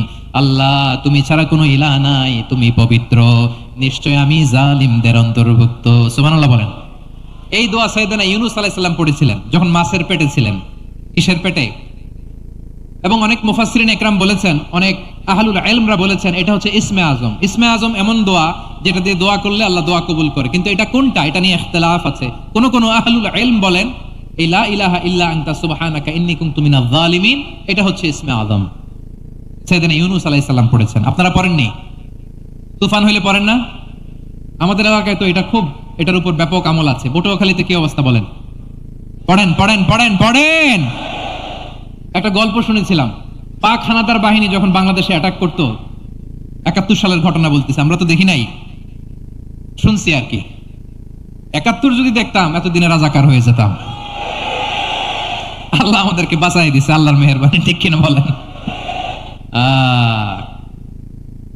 মনমত হইলে মুক্তিযোদ্ধা, মনমত না হইলে রাজাকার। কত কিছু দেখলাম এই শাহবাগের বুকে। আল্লাহ, ৭১ সালে দেখি নাই, আমরা শুনেছি পাক হানাদার বাহিনী জিজ্ঞেস করত মুসলিম না অমুসলিম চেক করার জন্য, বলতো কালেমা বল, কালেমা বাতাও। তো যারা কালেমা বলতে পারতো পাকিস্তানি বাহিনী নাকি ওদেরকে ছেড়ে দিত, শুনেছি। তো একজনকে, এক বাঙালিরে পেয়ে তার মাথার মধ্যে বন্দুকর নল ধরে বলতেছে কালেমা বল সালে, কালেমা বাতা, কালেমা বল। তো ভয়ের চড়ে এই দোয়া পড়া শুরু করছে। ও পড়তেছে লা ইলাহা ইল্লা আনতা সুবহানাকা ইন্নী কুনতু মিনাজ জালিমিন। পাকিস্তানি বলে সালে ये तो मुसीबत का कलिमा है। বাঙালি কয় হাম তো ভি মুসিবত মে হ্যায়। পাকিস্তানি বলে বেটা কোন দোয়া বললি, এটা তো মুসিবতের কালেমা। কয় আমিও তো মুসিবতে আছি। আমার মাথার মধ্যে বন্দুক ধরে তুমি আমার কালেমা জিজ্ঞেস করো, এখন কোনটা কালিমা আর কোনটা কি দোয়া, আমার হুশ আছে নাকি? প্রিয় ভাইরা, আসলে এটা দোয়াউল মুসিবা, বিপদে পড়লে এই দোয়া পড়তে হয়। লা ইলাহা ইল্লা আনতা সুবহানাকা ইন্নী কুনতু মিনাজ জালিমিন। এটা পড়বেন আপনারা। এই দোয়া পড়ে সাইয়েদনা ইউনূস আলাইহিস সালাম মাছের পেট থেকে রক্ষা পেয়েছিলেন। রক্ষা করেছিল কে? তুমি ইউনূস নবীরে যখন খাইলো মাছেতে গিলিয়া, ফেরেশতা পাঠাইয়া দিলে ইসমে আজম দিয়া। প্রাণে ছিল যাহার ভয় সেথা পাইল আশ্রয়, প্রাণে ছিল যাহার ভয় সেথা পাইল আশ্রয়। মাছের পেট হতে সে যে পেল পরিত্রাণ। আল্লাহু আল্লাহু তুমি জাল্লে জালালুহু, শেষ করা তো যায় না গে তোমার গুণগান। আল্লাহু আল্লাহু, সুবহানাল্লাহ পড়েন। লা ইলাহা ইল্লা আনতা সুবহানাকা ইন্নী কুনতু মিনাজ জালিমিন। বিশ্বনবী বললেন, দেয়ালে পিঠ থেকে গেলে, চোখে মুখে অন্ধকার, বাঁচার কোনো উপায় নাই, তখন এই দোয়াটা পড়তে হবে। এই দোয়া পড়ে আল্লাহর কাছে ফরিয়াদ করলে বিপদ মুক্ত করবেন কে? কেন এই দোয়াটা আল্লাহর কাছে বড্ড প্রিয় জানেন আমার ভাইয়েরা? কারণ এই দোয়ার মধ্যে তিনটা জিনিস আছে। আমি যেরকম আঙ্গুল উঁচু করেছি এরকম করেন তো। তিনটা। কয়টা? তিনটা। এক নম্বরে হচ্ছে তাওহীদ, দুই নম্বরে তাসবিহ, তিন নম্বরে তাকরীর। আই রিপিট, আবারও বলছি, এক নম্বরে তাওহীদ, দুই নম্বরে তাসবিহ, তিন নম্বরে তাকরীর। এ দোয়াটা আল্লাহর কাছে এত পছন্দনীয় কারণ এ দোয়ার প্রথম অংশে আছে তাওহীদ, আল্লাহর একত্ববাদের ঘোষণা। লা ইলাহা ইল্লা আনতা, ও আল্লাহ আপনি ছাড়া কোনো ইলাহ নাই, উপাস্য নাই। এ কথা বললে আল্লাহ বড্ড খুশি হয়ে যায়। সুবহানাল্লাহ পড়েন। এ দোয়ার দ্বিতীয় অংশে আছে তাসবিহ, মানে আল্লাহর প্রশংসা, প্রশংসা সূচক বাণী। সুবহানাক, সুবহানাক, সুবহানাক, ও আল্লাহ আমি আপনার পবিত্রতা ঘোষণা করছি। সুবহানাক, এ কথা শুনলেও আল্লাহ খুশি হয়ে যায়। সুবহানাল্লাহ পড়েন। এই দোয়ার তৃতীয় অংশে আছে তাকরীর, তাকরীর মানে পাপের স্বীকৃতি। তাকরীর মানে কি? তাকরীর মানে পাপের স্বীকৃতি। এই দোয়ার তৃতীয় অংশে আছে ইন্নী কুনতু মিনাল জালিমিন, ও আল্লাহ আমি জালিমদের অন্তর্ভুক্ত। আল্লাহ, আল্লাহ আমি জালেম, আল্লাহ আমি ভুল করেছি, অন্যায় করেছি, আল্লাহ আমি জালিমদের অন্তর্ভুক্ত। এই পাপের স্বীকৃতি, অ্যাকনলেজমেন্ট আল্লাহ বড্ড পছন্দ করে। যখন আল্লাহর কাছে আপনি ছোট হবেন, ছোট হতে হতে যত ছোট হবেন ওই দৃশ্যটা দেখতে আল্লাহ বড্ড পছন্দ করে। সুবহানাল্লাহ বলেন। তিন নম্বর অংশ ইন্নী কুনতু মিনাজ জালিমিন, আল্লাহ আমি জালিমদের অন্তর্ভুক্ত। সাইয়েদনা আদম আলাইহিস সালাম ভুল করে যখন নিষিদ্ধ গাছের ফুল খেয়ে ফেললেন, ফল খেয়ে ফেললেন, আল্লাহ বললেন আদম ক্ষমা পেতে চাইলে তুমি আর হাওয়া মিলে স্বীকৃতি দাও, পাপের স্বীকৃতি। আর পড়ো রব্বানা যালামনা আনফুসানা ওয়া ইল্লাম তাগফির লানা ওয়া তারহামনা লানাকুনান্না মিনাল খাসিরিন। ও আল্লাহ আমি আদম আর হাওয়া যালামনা আনফুসানা, আমরা আমাদের নফসের উপর বড্ড জুলুম করেছি। আল্লাহ ওয়া ইল্লাম তাগফির লানা ওয়া তারহামনা, আপনি যদি ক্ষমা না করেন, আপনি যদি দয়া পরবশ না হন, আপনি যদি রহম না করেন, আমরা তো ক্ষতিগ্রস্তদের মধ্যে শামিল হয়ে যাব। এই দোয়া করার সাথে সাথে সাইয়েদনা আদম আর হাওয়া আলাইহিস সালামকে ক্ষমা করে দিলেন কে? তাহলে এই দোয়ার তিন নম্বর অংশ তাকরীর, এটা আল্লাহ বড্ড পছন্দ করে। আমার কলিজার টুকরা ভাইয়েরা, গুনাহ করে শিকার যেতে হবে, এটা আল্লাহ ভালোবাসেন। সাইয়েদনা আবু বকর রাদিয়াল্লাহু তাআলা আনহু বিষ্ণু ইসলামকে বললেন, ইয়া রাসূলুল্লাহ আল্লিমনি দুআআন আদউ বিহি ফি সালাতি, নবী হে আপনি আমার এমন একটা স্পেশাল দোয়া শিখায় দেন যে দোয়াটা আমি নামাজে পড়ব। নবী বললেন, তাহলে তুমি পড়ো আল্লাহুম্মা ইন্নী যালামতু নাফসি যুলমান কাসীরান ওয়া লা ইয়াগফিরুয যুনুবা ইল্লা আনতা ফাগফিরলি মাগফিরাতাম মিন ইনদিকা ওয়ারহামনি ইন্নাকা আনতাল গফুরুর রহিম। সুবহানাল্লাহ। সালাম ফিরানোর আগে পড়েন, কথা কয় না, পড়েন পড়েন। ও আবু বকর, নামাজে যদি দোয়া করতে মনে চায় এই দোয়াটা পড়বা, আল্লাহুম্মা ইন্নী যালামতু নাফসি, আল্লাহ জুলুম করেছি আমার নফসের উপর, যুলমান কাসীরা, অনেক জুলুম, ওয়া লা ইয়াগফিরুয যুনুবা ইল্লা আনতা, আপনি ছাড়া এই যুনুব, এই পাপ ক্ষমা করার দ্বিতীয় কোনো রব নাই। আছে? আল্লাহ ছাড়া আমাদের গুনাহ আর কে কে ক্ষমা করতে পারে বলেন তো? কে পারে? কে? এজন্য আল্লাহরে বলবেন, আল্লাহ আমি ছাড়া তোমার গোলামের অভাব নাই, ও আমার রব আমি ছাড়া এই জমিনের বুকে তোমার গোলামের অভাব নাই, কিন্তু তুমি ছাড়া তো আমার দ্বিতীয় কোনো রব নাই। পারবেন বলতে? পারবেন? চোখের পানি ছেড়ে আল্লাহরে বলবেন, আল্লাহ তুমি আমার রব, তুমি আমার সব। কি বলবেন? আল্লাহ আমারে রব। সবাই বলুন, আল্লাহ আমারে রব, দমে দমে তনু মনে তারি অনুভব, আল্লাহ আমারে রব। আল্লাহরে বলেন, আল্লাহ তুমি আমার রব, তুমি আমার সব। আল্লাহ আমি ছাড়া এই জমিনে তোমার গোলামের অভাব নাই, তুমি ছাড়া আমার দ্বিতীয় কোনো রব নাই। এ কথা বলে চোখের পানি ছেড়ে আল্লাহরে স্বীকৃতি দেন, আল্লাহ আমি পাপী, আল্লাহ এই জমিনে আমার চেয়ে বড় পাপী আর কেউ নাই। ওযু করে সিজদায় লুটিয়ে পড়ে চোখের পানি ছেড়ে আল্লাহরে পাপের স্বীকৃতি দেন, আল্লাহ এমন কোন জুলুম নাই, গুনাহ নাই আমি করি নাই, সগীরা কবিরা, জেনে না জেনে, ইচ্ছায় অনিচ্ছায়, শিরকি বেদাতি সব গুনাহ করেছি। আল্লাহ আকাশের নিচে জমিনের উপরে আমার চেয়ে বড় গুনাহগার আর কেউ নাই। চোখের পানি ছেড়ে আল্লাহরে বলেন, আল্লাহ আমি ছাড়া তোমার গোলামের অভাব নাই, তুমি ছাড়া আমার দ্বিতীয় কোনো রব নাই, তুমি ছাড়া তো কেউ আমার গুনাহ ক্ষমা করার নাই, তুমি আমার রব, তুমি আমার সব। বলতে পারবেন? এই তাকরীর আমার পটুয়াখালীর ভাইরা, এই স্বীকৃতিটা দেখতে আল্লাহ বড্ড ভালোবাসে, কারণ আমরা সবাই গুনাহগার। আমরা সবাই কি?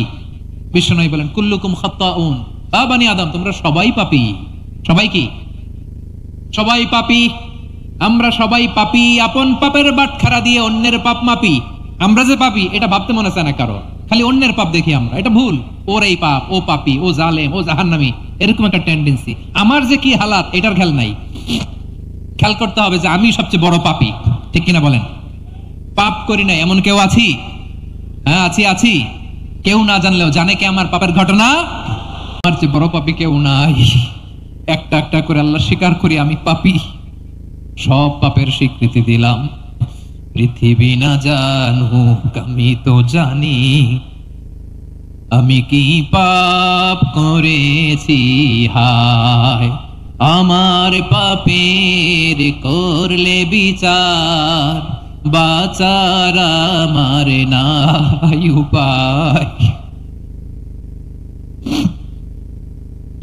দয়াময় তুমি মাফ করো আমায়, মাফ করো আমায়। আল্লাহ তাআলা যদি দয়া করে আমাদেরকে মাফ না করে, আমাদের বাঁচার কোনো উপায় নাই। আপনি কি ভেবেছেন আপনার নামাজ দিয়ে আপনি জান্নাতে যাবেন? আপনি তাহাজ্জুদ গুজার, সেজদা দিতে দিতে কপালে দাগ ফেলেছেন, এটা আপনারা জান্নাতে নেবে না? আপনি এলাকার সবচেয়ে বড় হাতেম তাই দানশীল, এই দানের ভরসায় বসে আছেন, কশিন কালো না। আমাদের নামাজ, আমাদের রোজা, আমাদের ইবাদত, এগুলোকে মিজানের পাল্লায় উঠালে কোনো ওজনই হবে না। তবে আমাদের একটা কৌশল জানা আছে, আমরা আল্লাহর রহমতের ভিখারি। আমরা সেদিন আগেই গুনার স্বীকৃতি দিয়ে দেব। আমরা বলবো আল্লাহ তুমি প্রশ্ন করার আগে তোমার একটা কথা বলি, আমারে কিছু জিজ্ঞেস করো না, আমি সব করেছি। এমন কোন পাপ নাই যে পাপ আমারে দিয়ে হয় নাই।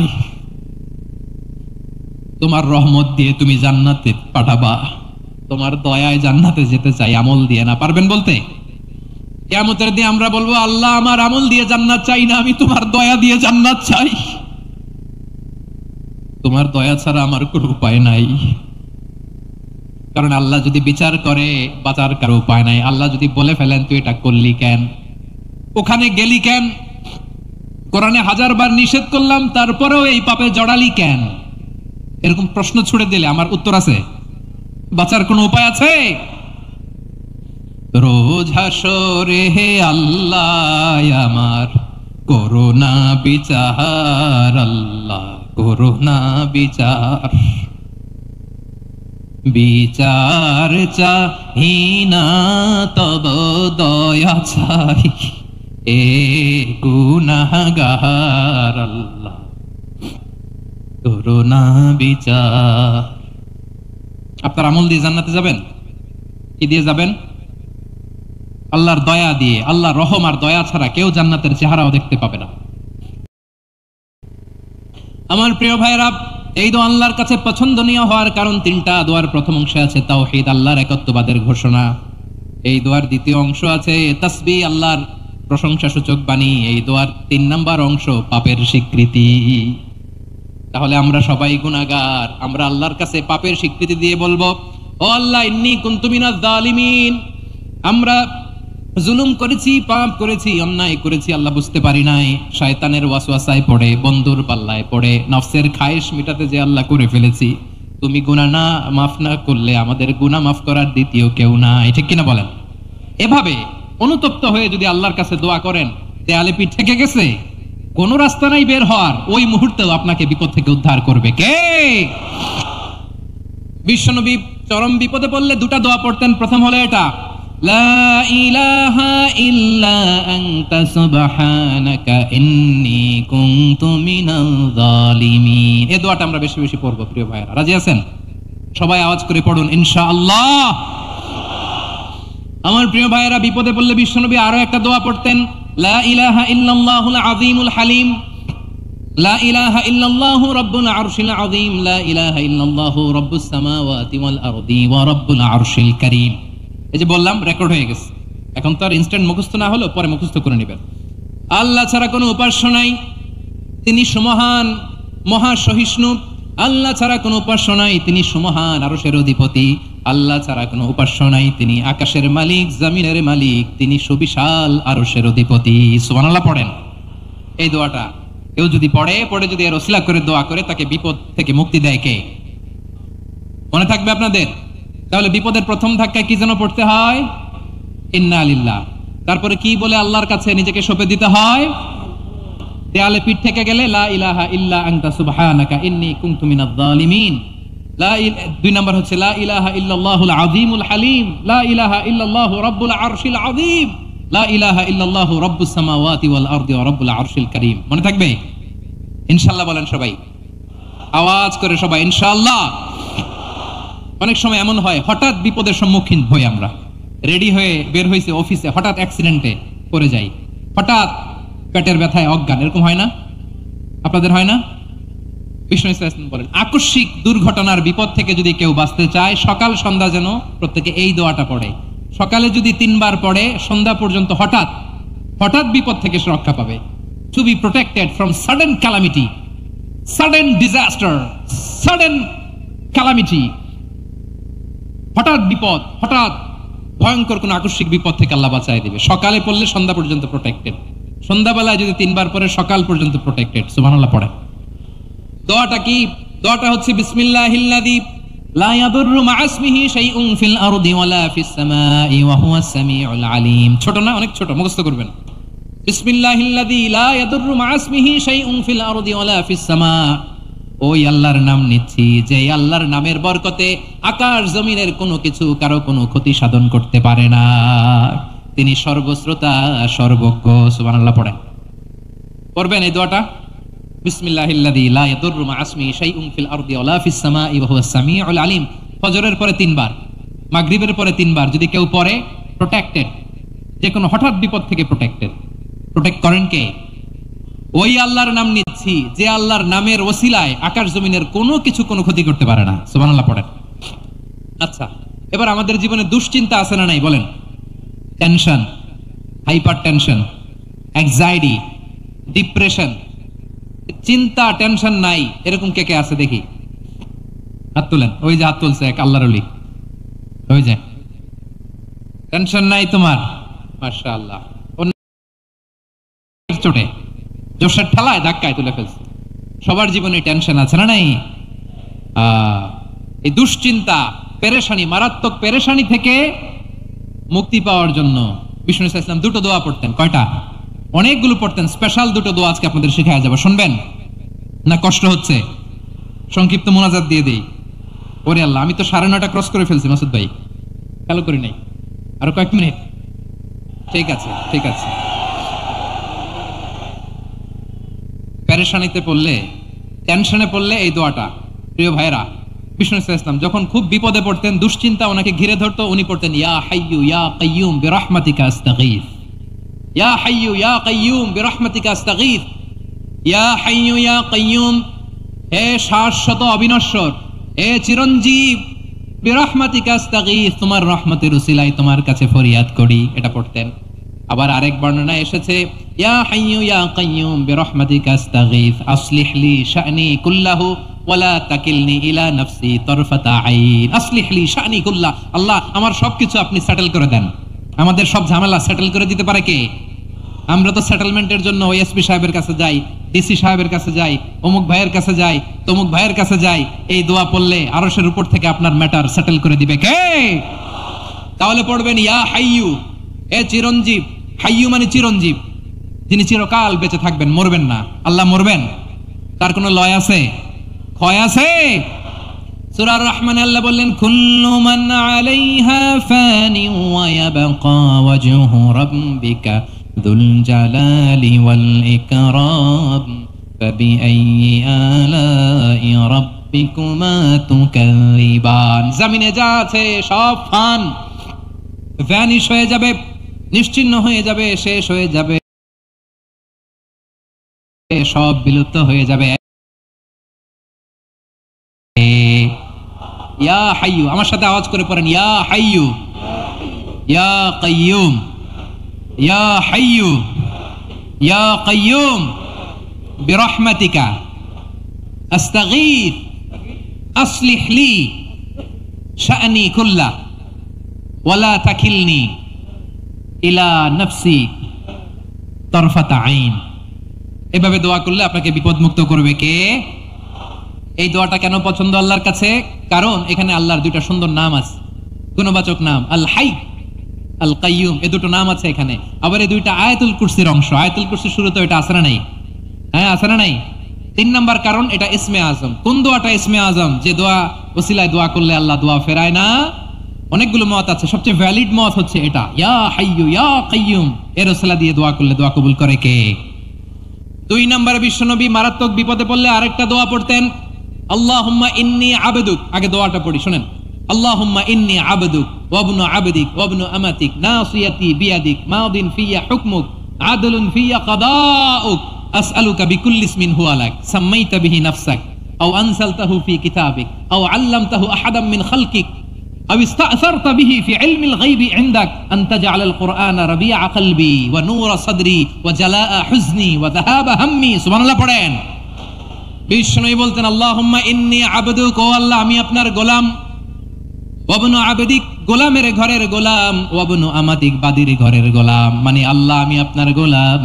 আমার বাবা আব্দুল্লাহ ছিল আপনার গোলাম, আমার মা আমিনা ছিল আপনার বাদী। মানে আমরা গোলাম বংশের, সব গোলাম। নিজের এর চেয়ে আর ছোট করে আল্লাহর কাছে উপস্থাপন করা যায় আমার ভাইয়েরা? কথা কি বুঝতেছেন? নিজেকে এর চাইতে ছোট, নগণ্য আর তুচ্ছ করে আল্লাহর সাথে প্রেজেন্ট করা যায়? বিশ্বনবী বললেন, ও আল্লাহ আমি আপনার গোলাম, গোলামের ঘরের গোলাম, দাসীর ঘরের গোলাম, নাসিয়াতি বিয়াদিক, আমার মাথার চুলের ছুটি আপনার হাতের মুঠোয়। আপনি ডানে টান দিলে আমি ডানে যেতে বাধ্য, আপনি বাঁয়ে টান দিলে বাঁয়ে যেতে বাধ্য। সুবহানাল্লাহ বলেন। পিছনে 2-1 ভাই দাঁড়ালেন কেন?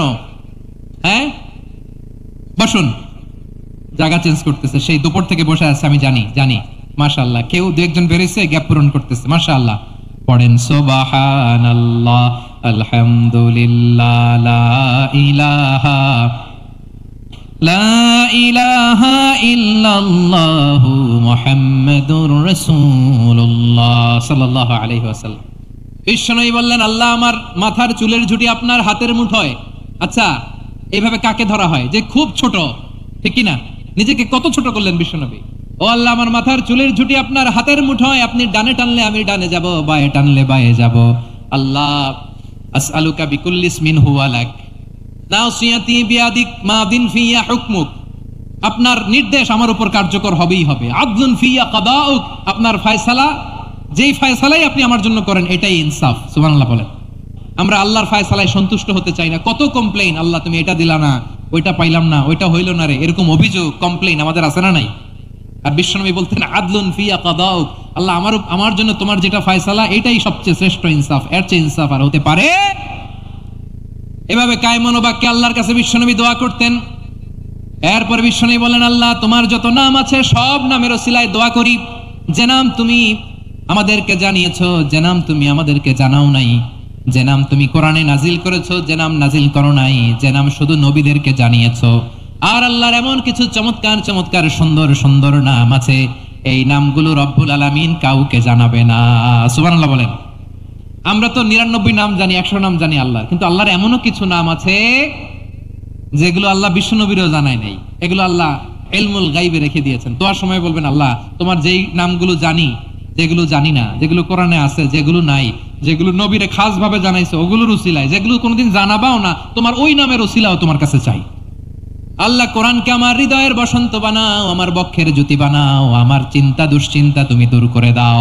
বিশ্বনবী বললেন, এই কালিমাগুলো, এই বাক্যগুলো পড়ে যদি কেউ আল্লাহর কাছে ফরিয়াদ করে, তার হৃদয় থেকে দুশ্চিন্তা কাটিয়ে দিবে কে? পড়বেন, এই দোয়াগুলো পড়বেন। আচ্ছা, সব শেষে বলি, ঋণের বোঝায় যারা জর্জরিত, বিষ্ণু ইসলাম চমৎকার একটা দোয়া শিখিয়েছেন। আমাদের অনেকে ঋণের বোঝায় জর্জরিত, আছে না নাই? এদিকে কেউ আছেন? থাকলে হাত তোলার দরকার নেই, থাকলে এই দোয়াটা পড়বেন। এক সাহাবীর নাম আবু উমামা, নামাজের ওয়াক্ত ছাড়া উনি মসজিদে যেয়ে বসে আছে। বিশ্বনবী বললেন, কিরে আবু উমামা, নামাজের তো ওয়াক্ত হয় নাই, মসজিদে কি? সাহাবী বলে, হুমুমুন লাজিমাতনি ওয়া দুয়ুন, নবী গো ঋণের বোঝায় এমন টেনশনে আছি ঘরে থাকতে পারলাম না, মসজিদে চলে আসছে। বিশ্বনবী বলেন, আমি কি তোমার এমন একটা দোয়া শিখাবো যেটা পড়লে আল্লাহ তাআলা তোমার ঋণের বোঝা হালকা করে দিবেন? আবু উমামা বললেন, ইয়া রাসূলুল্লাহ, অবশ্যই শিখাবেন। বিশ্বনবী বললেন, তাহলে তুমি পড়বা, আল্লাহুম্মা ইন্নী আউযু বিকা মিনাল হাম্মি ওয়াল হাযান ওয়া আউযু বিকা মিনাল জুবনি ওয়াল বুখল ওয়া আউযু বিকা মিন গালাবাতিদ দাইনি ওয়া কাহরির রিজাল। ও আল্লাহ, তোমার কাছ থেকে দুশ্চিন্তা থেকে পানাহ চাই, কৃপণতা, ভীরুতা, অলসতা, কার্পণ্যতা, এই সব কিছু থেকে, মানুষের কঠোরতা, আমার উপর মানুষের আধিপত্য এবং ঋণের বোঝা থেকে পানাহ চাই। এই দোয়াটা যখন বিশ্বনবী শিখাই দিলেন, আবু উমামা বারবার এই দোয়া পড়ে, আল্লাহুম্মা ইন্নী আউযু বিকা মিনাল হাম্মি ওয়াল হাযান ওয়া আউযু বিকা মিনাল আজজি ওয়াল কাসাল ওয়া আউযু বিকা মিনাল জুবনি ওয়াল বুখল ওয়া আউযু বিকা মিন গালাবাতিদ দাইনি ওয়া কাহরির রিজাল। আবু উমামা বলে, এই দোয়া আমি পড়তে লাগলাম। কিছুদিন পরে দেখা গেল বিশ্বনবীর শেখানো এই দোয়ার বদৌলতে আল্লাহ তাআলা আমার সব ঋণ পরিশোধের ব্যবস্থা করে দিয়েছেন। পড়েন সুবহান। পড়বেন। আমার প্রিয় পটুয়াখালীর ভাইয়েরা, বিশ্বনবীর জামাতা সাইয়্যিদিনা আলী রাদিয়াল্লাহু তাআলা আনহুর কাছে এক লোক এসে বলে, হে আলী, ঋণের বোঝায় আমি জর্জরিত, আমার কিছু অর্থ দিয়ে সাহায্য করো। সাইয়্যিদিনা আলী রাদিয়াল্লাহু তাআলা আনহু বললেন, আমি কি তোমার এমন একটা দোয়া শিখাবো যেটা বিশ্বনবী আমাদের শিখিয়েছেন? এই দোয়া যদি তুমি পড়ো, লাউ কানা আলাইকা মিসলু জাবালিন কাবীরিন দাইনান আদাল্লাহু আনকা, পাহাড় পরিমাণও যদি ঋণের বোঝা হয়, আল্লাহ এটা পরিশোধের ব্যবস্থা করে দিবেন। ছোট্ট একটা দোয়া বিশ্বনবী শিখালেন, বললেন, তুমি পড়বা, আল্লাহুম্মা কফিনি বিহালালিকা আন হারামিকা ওয়া আগনিনি বিফাদলিকা আম্মান সিওয়াক। বুঝতে আছে? হ্যাঁ, আছে। আল্লাহুম্মা কফিনি বিহালালিকা আন হারামিক, আল্লাহ তোমার হালাল দিয়ে আমাকে পরিতুষ্ট করো, হারাম থেকে বাঁচিয়ে রাখো, আর তোমার অনুগ্রহে মানুষের মুখাপেক্ষী যেন আমি না হই, আমি যেন সবসময় তোমার মুখাপেক্ষী হই, ওই তৌফিক দিও। সুবহানাল্লাহ পড়েন। এই দোয়া বেশি বেশি পড়লে ঋণের বোঝা হালকা করে দিবে কে? তাহলে প্রিয় ভাইয়েরা, বিপদে পড়লেই প্রথমে কি পড়বেন? পটুয়াখালী ভুইলা গেছে, বিপদে পড়লেই প্রথমে ইন্না লিল্লাহ কি বলে নিজেকে আল্লাহর কাছে সঁপে দিতে হয়? হাসবুনাল্লাহ। চরম বিপদে দেয়ালে পিঠ থেকে গেছে, তখন লা ইলাহা ইল্লা আনতা সুবহানাকা ইন্নী কুনতু মিনাজ জালিমিন। এরপরে লা ইলাহা ইল্লাল্লাহুল আযীমুল হালিম। এই দোয়া আকস্মিক বিপদ, হঠাৎ যেন কোনো বিপদ আমাকে পেয়ে না বসে, এটার জন্য বিসমিল্লাহিল্লাযী লা ইয়াদুররু মা ইসমিহি শাইউন ফিল আরদি ওয়ালা ফিস সামাই ওয়া হুয়াস সামিউল আলিম। সকালে 3 বার, রাতে 3 বার। আর মারাত্মক টেনশন, হাইপারটেনশন, অ্যাংজাইটি, ডিপ্রেশন থেকে বাঁচার জন্য 2 দোয়া, ইয়া হাইয়্যু ইয়া কাইয়্যুম, ইয়া হাইয়্যু ইয়া কাইয়্যুম। মনে থাকবে? আর আল্লাহুম্মা ইন্নী আবদুক, এই দোয়া। ঋণ থেকে বাঁচার জন্য 2 দোয়া, আল্লাহুম্মা ইন্নী আউযু বিকা মিনাল হাম্মি ওয়াল হাযান, এটা। আর আল্লাহুম্মা কফিনি বিহালালিকা আন হারামিকা ওয়া আগনিনি বিফাদলিকা আম্মান সিওয়াক। আর সব সময় পড়ার জন্য একটা আমল দিয়ে যাই, উঠতে বসতে, অফিসে যাচ্ছেন, অফিস থেকে ফিরতেছেন, বসে আছেন, শুয়ে আছেন, ছোট্ট এক শব্দে আমরা যেন বেশি বেশি পড়ি, আস্তাগফিরুল্লাহ। আওয়াজ করে আমার সাথে পড়ুন, আস্তাগফিরুল্লাহ। আবার পড়ুন, আস্তাগফিরুল্লাহ। আল্লাহ রাসূল সাল্লাল্লাহু আলাইহি ওয়াসাল্লাম বলেন, মান লাজিমাল ইস্তিগফার, যে সব সময় এরকম ইস্তিগফারের সাথে লেগে থাকে, জাআলাল্লাহু লাহু মিন কুল্লি দীকিন মাখরাজা, আল্লাহ তাআলা তাকে কোনো বিপদে আটকান না, সে জীবনে আটকাবে না, যে কোনো বিপদে আল্লাহ তার রাস্তা বের করে দিবে। Way out, you will get a way out and solution. সুবহানাল্লাহ। ওয়া মিন কুল্লি হাম্মিন ফারাজা, দুশ্চিন্তা মুক্ত হবে। ওয়া ইয়ারযুকহু মিন হাইসু লা ইয়াহতাসিব, এমন জায়গা থেকে আল্লাহ রিজিকের বন্দোবস্ত করবে যেটা সে কল্পনাও করে নাই। আওয়াজ করে পড়েন সুবহানাল্লাহ। তাহলে মনে থাকবে আস্তাগফিরুল্লাহর কথা। সব শেষ কথা বলবো, সব শেষ। আমার প্রিয় ভাইয়েরা, এটা গেল নিজের বিপদ। কিসের বিপদ? নিজে যদি বিপদে পড়েন, অন্যের বিপদ যদি দেখেন, এটার জন্য একটা দোয়া আছে। অনেক সময় আমরা দেখি হাসপাতালে ক্যান্সারের 3rd স্টেজে চলে গেছে, লোকটা হ্যাংলা হয়ে, চিকন হয়ে, হায়রে কি কষ্ট পায়, দেখি না? বিষ্ণু বলে, একটা দোয়া যদি কেউ অন্যের কোনো বিপদ দেখে পড়ে, ওই বিপদ তার জীবনে কখনো আসবে না। শুনবেন? শোনার আগ্রহ আছে? অনেক সময় হয় যে আমরা মহাসড়ক দিয়ে যখন চড়ি, দুর্ঘটনায়, আইরে আল্লাহ, দুর্ঘটনায় মানুষের মাথা একদিকে, দেহ আরেকদিকে, ব্লিডিং, এরকম হয় না? আল্লাহ তুমি হেফাজত করো। বিশ্বনবী বলেন, এই দুর্ঘটনা দেখে কেউ যদি এই দোয়াটা পড়ে, তার জীবনে সে কোনোদিন এরকম অ্যাক্সিডেন্টের সম্মুখীন হবে না। শুনবেন? বিশ্বনবী বলেন, অন্যের বিপদ দেখে কেউ যদি পড়ে, আলহামদুলিল্লাহিল্লাযী আফানি মিম্মা বাতালাকা বিহি ওয়া ফাদ্দালানি আলা কাসীরিম মিম্মান খালাকা তাফদীলা। মানে প্রশংসা সে আল্লাহর যে আল্লাহ তাআলা তোমাকে যেই জিনিস দিয়ে পরীক্ষা করেছে আমাকে ওইটা থেকে বাঁচিয়ে দিয়েছে, তোমাকে আল্লাহ যেই বিপদে ফেলেছে আমাকে ওই বিপদ থেকে তিনি মুক্ত রেখেছে, আর তার অনেক সৃষ্টির উপর আমাকে তিনি প্রাধান্য দিয়েছে। সুবহানাল্লাহ পড়েন। যে কোনো বিপদ, কারো ক্যান্সার দেখে যদি এই দোয়াটা আপনি বিশ্বাসের সাথে পড়েন, জীবনে কোনোদিন ক্যান্সার রোগে আক্রান্ত হবেন না। দুর্ঘটনা দেখে যদি পড়েন, ওই দুর্ঘটনা আপনাকে স্পর্শ করবে না। যে কোনো কারো বিপদ দেখে যদি কোনো বিশ্বাসী বান্দা এই দোয়া পড়ে, বিশ্বনবী বলেন লাম ইউসিবহু যালিকাল বালা, ওই বিপদ তাকে আর ধরবে না। উফিয়া মিনহু মিন যালিকাল বালা কাইনাম মা কান, সে যতদিন হায়াত পাবে কোনোদিন ওই বিপদ তাকে স্পর্শ করবে না। এই দোয়াটা পড়তে রাজি আছেন আমার প্রিয় ভাইরা? তাহলে পুরো আলোচনার সেন্ট্রাল থিম হচ্ছে আমাদের জীবনে বিপদ আসবে, কষ্ট আসবে, দুঃখ আসবে, কিন্তু বিপদে আপদে আমরা হাল ছেড়ে দিব না, হতাশ হব না। মুমিন হতাশ হয় না, নিরাশ হয় না, হাল ছেড়ে দেয় না। মুমিন ভরসা রাখে একজনের উপর। আওয়াজ করে বলুন, যিনি কে? বিপদে পড়লে আমাদেরকে উদ্ধার করে কে? আবার আমাদেরকে যদি কোনো নেয়ামত আল্লাহ দিতে চান, ওইটা কেড়ে নেওয়ার ক্ষমতা কারো আছে? তাহলে আমরা কানেক্টিভিটি বাড়াবো কার সাথে? আমাদের প্রার্থনার ফরিয়াদের হাত তুলবো কার কাছে? রাজি আছেন পটুয়াখালীর ভাইরা? মনে থাকবে কথাগুলো? আল্লাহ তাআলা আমাদের সবাইকে কথাগুলো বোঝার ও আমল করার তৌফিক দান করুন। আমি আপনাদের আতিথেয়তা, আপনাদের ভালোবাসায় মুগ্ধ হয়েছি, ইমপ্রেসড হয়েছে। আলহামদুলিল্লাহ। লক্ষ লক্ষ তাওহীদি জনতা, কোনো ডিস্টার্ব নাই, কোনো হই হুল্লোড় নাই, মারামারি নাই। পটুয়াখালী আজকে হিস্ট্রি তৈরি করেছে। আর আমার দুই পাশে আমার দুজন প্রিয় মানুষ, আপনাদের এই এলাকার গণমানুষের নেতা, মাটিও মানুষের নেতা, তারুণ্যের আইকন আমার প্রিয় মাসুদ ভাই। পাশে আছেন আমাদের আলতাফ হোসেন চৌধুরী সাহেব। এই দুজনই আমার খুবই প্রিয় মানুষ।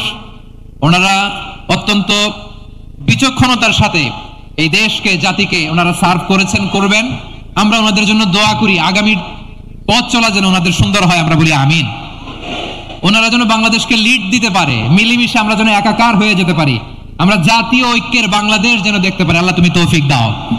এই পটুয়াখালীর জেনজিদেরকে আল্লাহ তুমি কবুল করো। তিনটি মাঠে আমার কলিজা টুকরা মা বোনেরা এই শীতের রাতকে উপেক্ষা করে যারা উপস্থিত হয়েছেন, তাদেরকে আল্লাহ তাআলা খাদিজাতুল কুবরা আয়েশা রাদিয়াল্লাহু তাআলা আনহার মতো কবুল করুক, আমরা পড়ি আমিন।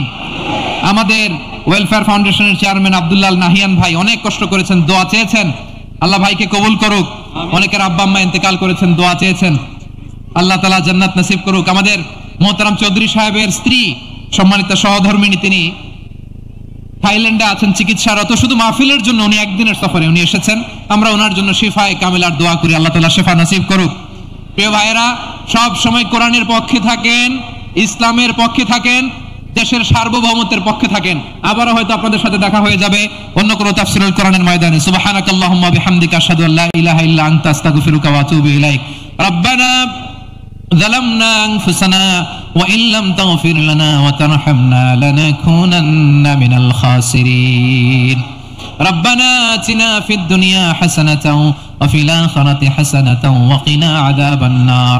ربنا تقبل منا إنك أنت السميع العليم وتب علينا يا مولانا إنك أنت التواب الرحيم. سبحان ربك رب العزة عما يصفون وسلام على المرسلين والحمد لله رب العالمين. واجعل آخر كلامنا عند الموت لا إله إلا الله محمد رسول الله صلى الله عليه وسلم.